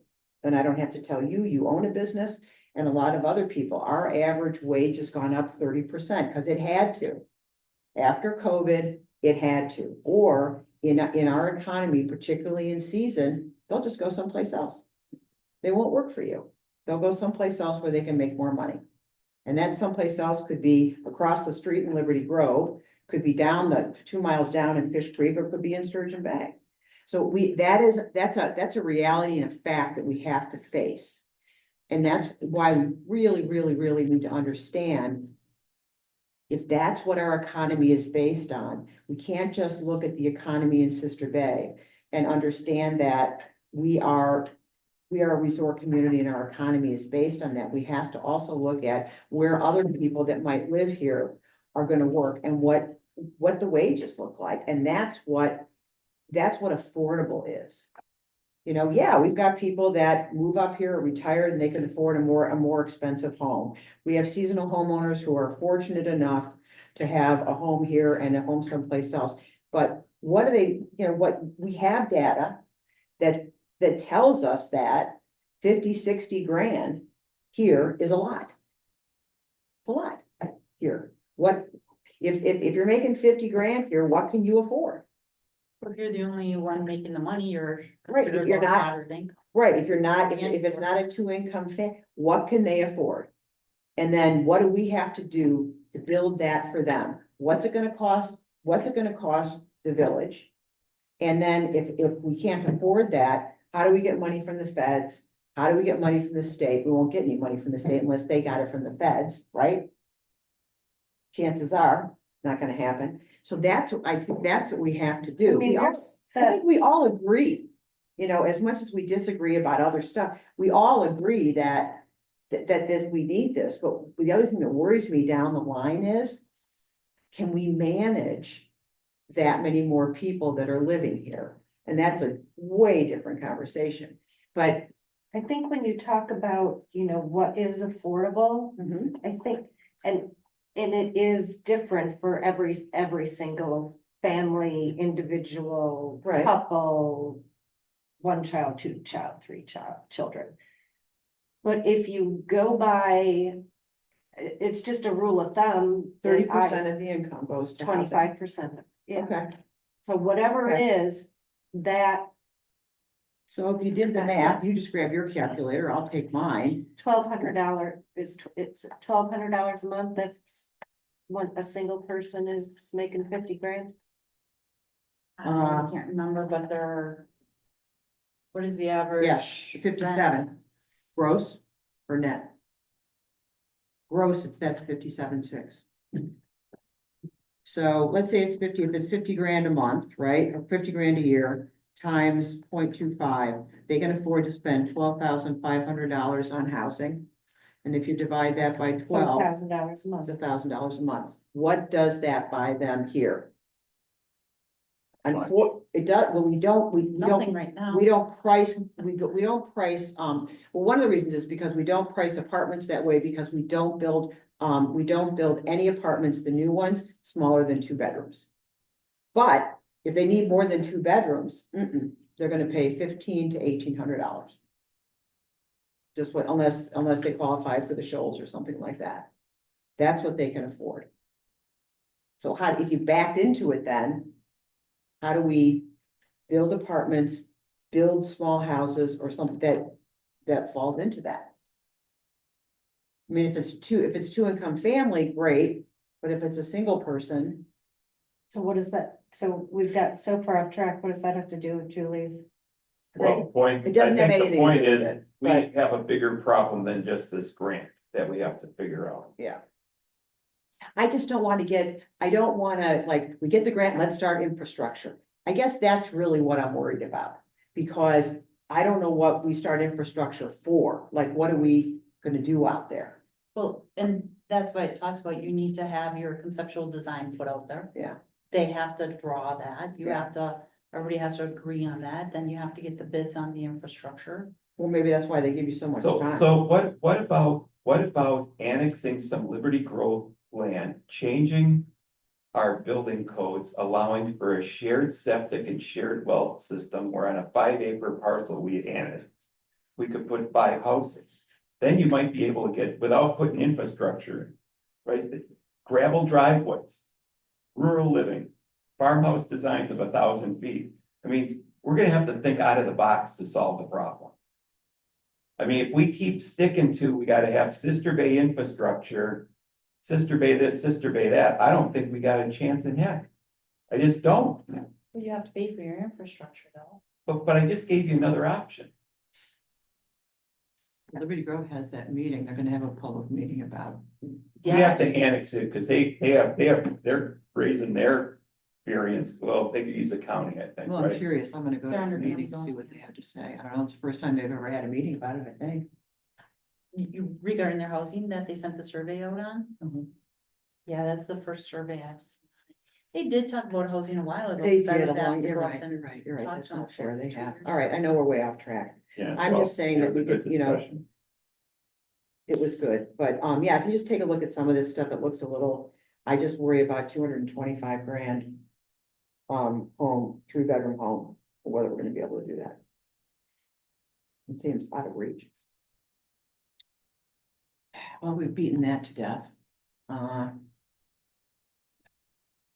you need a motion? No, it was, No, and then just Jerry's comments was, I think getting the grant liked to keep it, the yeah. affordable housing projects moving forward is great. Looks like a tremendous amount of work. That's it. so Julie, if you want something in the minutes stating that, I am going to, the thing I got out of it was, Mike would like to see more clarity on where the sources came from. I would double check them, maybe it's just the You have to language send that in around with the them. grant anyway, am I right? No. But if they ask, you have. I Is have, that a public record? Do we have to publish that? People get to see it, the locals get to read it. It's out there. it's out there It's already. been out Oh, there it's for a on, week. yeah, it's on the. Yeah, it's been out there for a week or 10 days. It's already out there. Yeah, the draft is out there. That's where we got it from. And then the other one was that Louise questions whether you can build a home I to just those prices. maybe ask him again, but you know, if you didn't. I don't even know if it needs, if it's that critical for the grant, to tell you the truth, but. I think Louise also asked if we were fortunate enough to get the grant. What are the requirements? Right, all of a sudden, if they want you to start digging in 6 months. You know, is that in our capital plan or not? Like I said, I have to go back and look at the time frame they allow. It's a couple of years to start it and complete it. I think it was 2030 if I look, but I could be wrong, I could be off. Yeah, I don't remember seeing that. I think it was like a 5-year completion timeline, but I can't remember. But what was the starting though? A lot of See, times those have I started. thought there was something much sooner. But it, like I said, it was a lot to Yeah, I read, don't- it was I a don't lot to remember. absorb. So Denise, I think you might be thinking of the Village Hall one. That one has to be started in 25 No, it and was- finished in.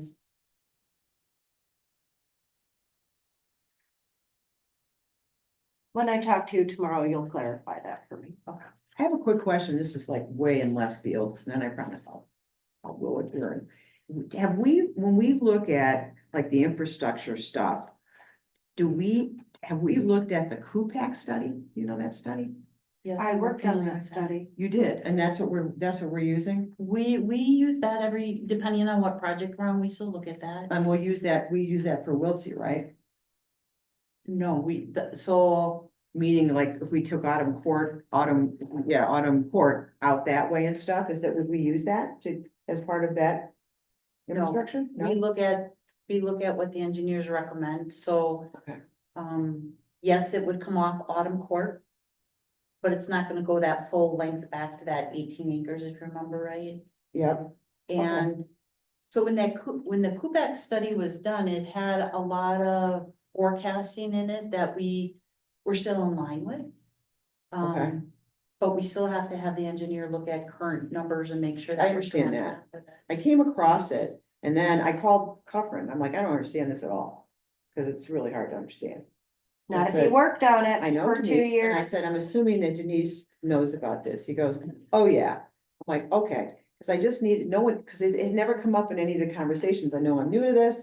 It had never come up, you know, but it also, what piqued my interest was that it kind of but there was incorporated Liberty Grove, right? Yes, Stuff that comes Yeah. from there. yes. That's why I thought, okay. All right. Sorry, just was curious. Yeah, a lot of that stuff, a lot of those plans that are out there, people forget about it or don't know about.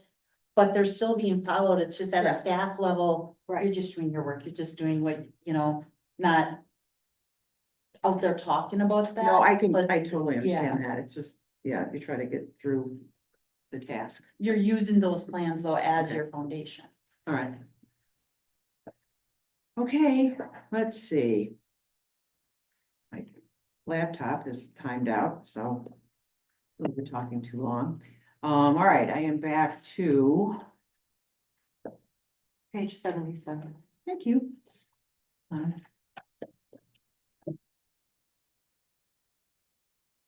Administrative report. Are there any questions, or Julie, did you wanna? So one of the comments was, just to elaborate on going garbage, because I didn't put that in here, or an update on going garbage. So I did talk with Jeff and, Jeff is interested in working with us at this point, but he needs more information. So we were trying to line up a facility that we could go to and tour together to see how it was operated, what kind of manpower did it need, you know, what kind of space, was there a lot of garbage, what do you do with some of the byproducts, stuff like that. Trex gave us the name of a company in Green Bay, and I've been working with her, and just today I found out it's not in Green Bay, it's actually in Minnesota. Oh, But Jeff had went out to Minnesota a couple weeks ago, and he had said, if there's anything in Minnesota, I'd like to look at it. So I did reach out to Jeff today, and I just said, Jeff, this is in Minnesota. Are you able to do it? I wouldn't be able to go with him. so work in progress. It's a work in progress. It's still moving forward. Okay, excellent. Okay. I have a question about Karen Burton, her request. Yes. She doesn't want. We didn't remove when, oh, sorry, the cul-de-sac that we didn't remove when Northwoods was extended. Correct. Remove the cul-de-sac that we didn't remove. It was a dead end, Yeah, and then when the road went through, that was the previous, DPW. okay. So if we want that, I can put that on an So agenda. 93 grand to, Jerry remove had the a cul-de-sac. comment on that. So now it just goes all the way through, right? Because there was no cul-de-sac, boom, it went through. So what it is It's straight, straight, the rounded. gotcha. So you have a straight road, round, straight road. And she wants it removed? Right. Okay, just because of the aesthetics or danger or? Don't know. I don't know. Okay. Okay. We can put it on our agenda, or we can just forward it to finance. Obviously, you know, it's not going to get put in the budget for next year, Okay. as chair of finance. Okay.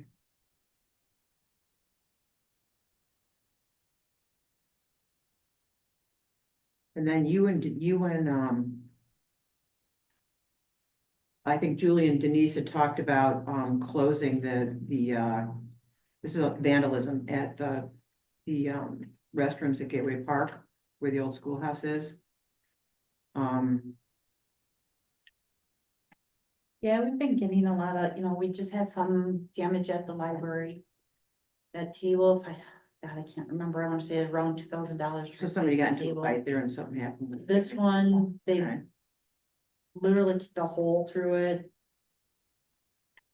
Stall door at Gateway Park was kicked. So the stall door into not the door to get into that room, but to get into the stall where the toilet Yeah, is. last time Okay. it was the door I to get in the remember, room, yeah. and now it's to get into the stall.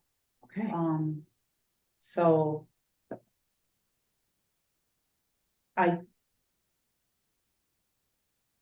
Without committee direction, I think that Eric and I are just gonna close that down. it won't be used too much because, I mean, there's people that do go there, but after Fall Fest, rarely. But I think other than the doors just being locked, there needs to be some kind of signage. Bathrooms closed, Yeah, to at least let them know. non-functioning. Yeah. And maybe for next year, I wonder, because I think at night it's pretty dark there. I wonder if we should put some, Well, maybe we don't open them next year, so maybe if, you know, SBA doesn't use that anymore. No, but the Historical Society is using it more and more, which is a different discussion. Right? But, Maybe we should just put it on a future agenda to talk about. well, I think we should, because I think Okay. maybe for the. And then we could ask Yeah, the Historical I think that would be a Society good idea, yes. about their usage. Yeah, because I think that, and it's a great, another way to engage people in the history of the village. And then the crosswalk painting, the woman that I had talked to is, working on a design just. for us Marie to Kimball, I know consider. Marie. She used to work at, she worked at the Miller. She's a great girl. And then the other thing was the QR codes, we talked about that at the last meeting, so I did some research on that. You want that put forward on, I do, I like that idea. We should talk about that and the plaques. Mhm. It would be nice. Really, I don't, when, on page 82, when you were talking about, the schoolhouse in Gateway Park, it was never a Sister Bay schoolhouse. It came from It Liberty was from Grove. Liberty Grove, yeah. Oh, okay. the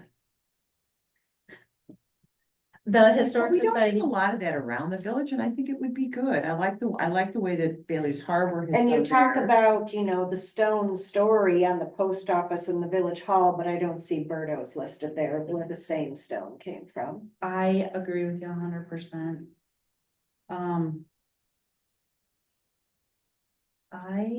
You and I had talked about that. And I teased you that one day that we should put a historic society's, thing in front of your gas station and you didn't laugh, so I think I just didn't. I mean, I also think, to engage our business community, I always talk about the fire of 1912 because it was Yeah. just, it was a big to-do.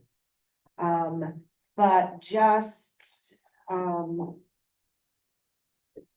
Emma had Husby's, I mean, we could have it on our businesses too, Yeah.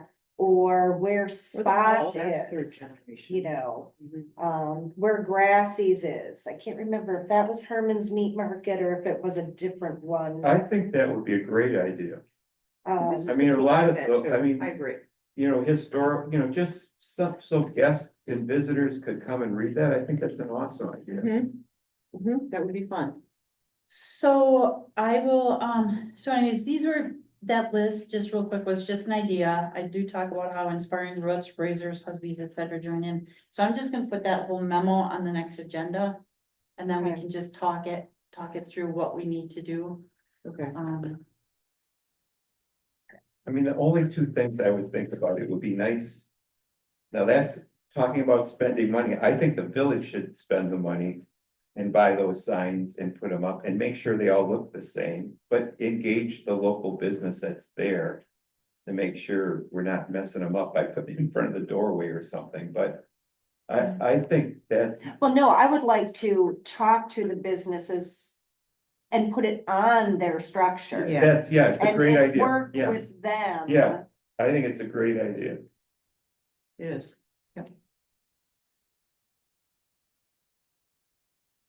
Because even like Birchwood Lodge, that used to be my great grandparents' farm.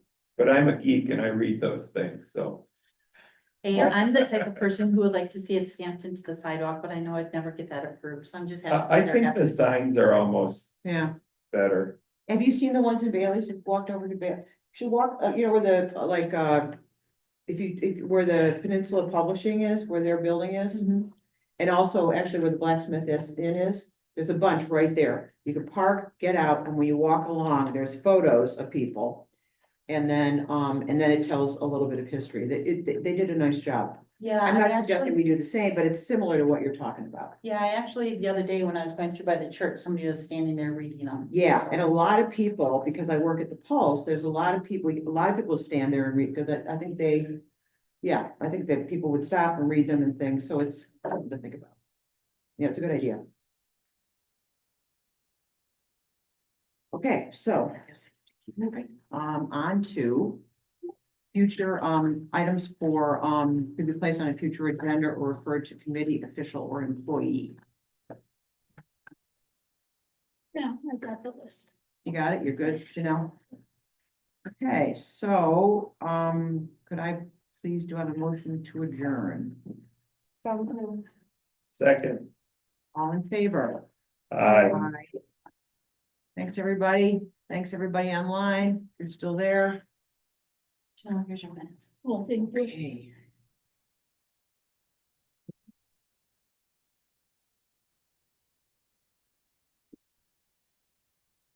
Okay, off to German food tonight. Where are you going? Hugo? Hugo? At Hugo House.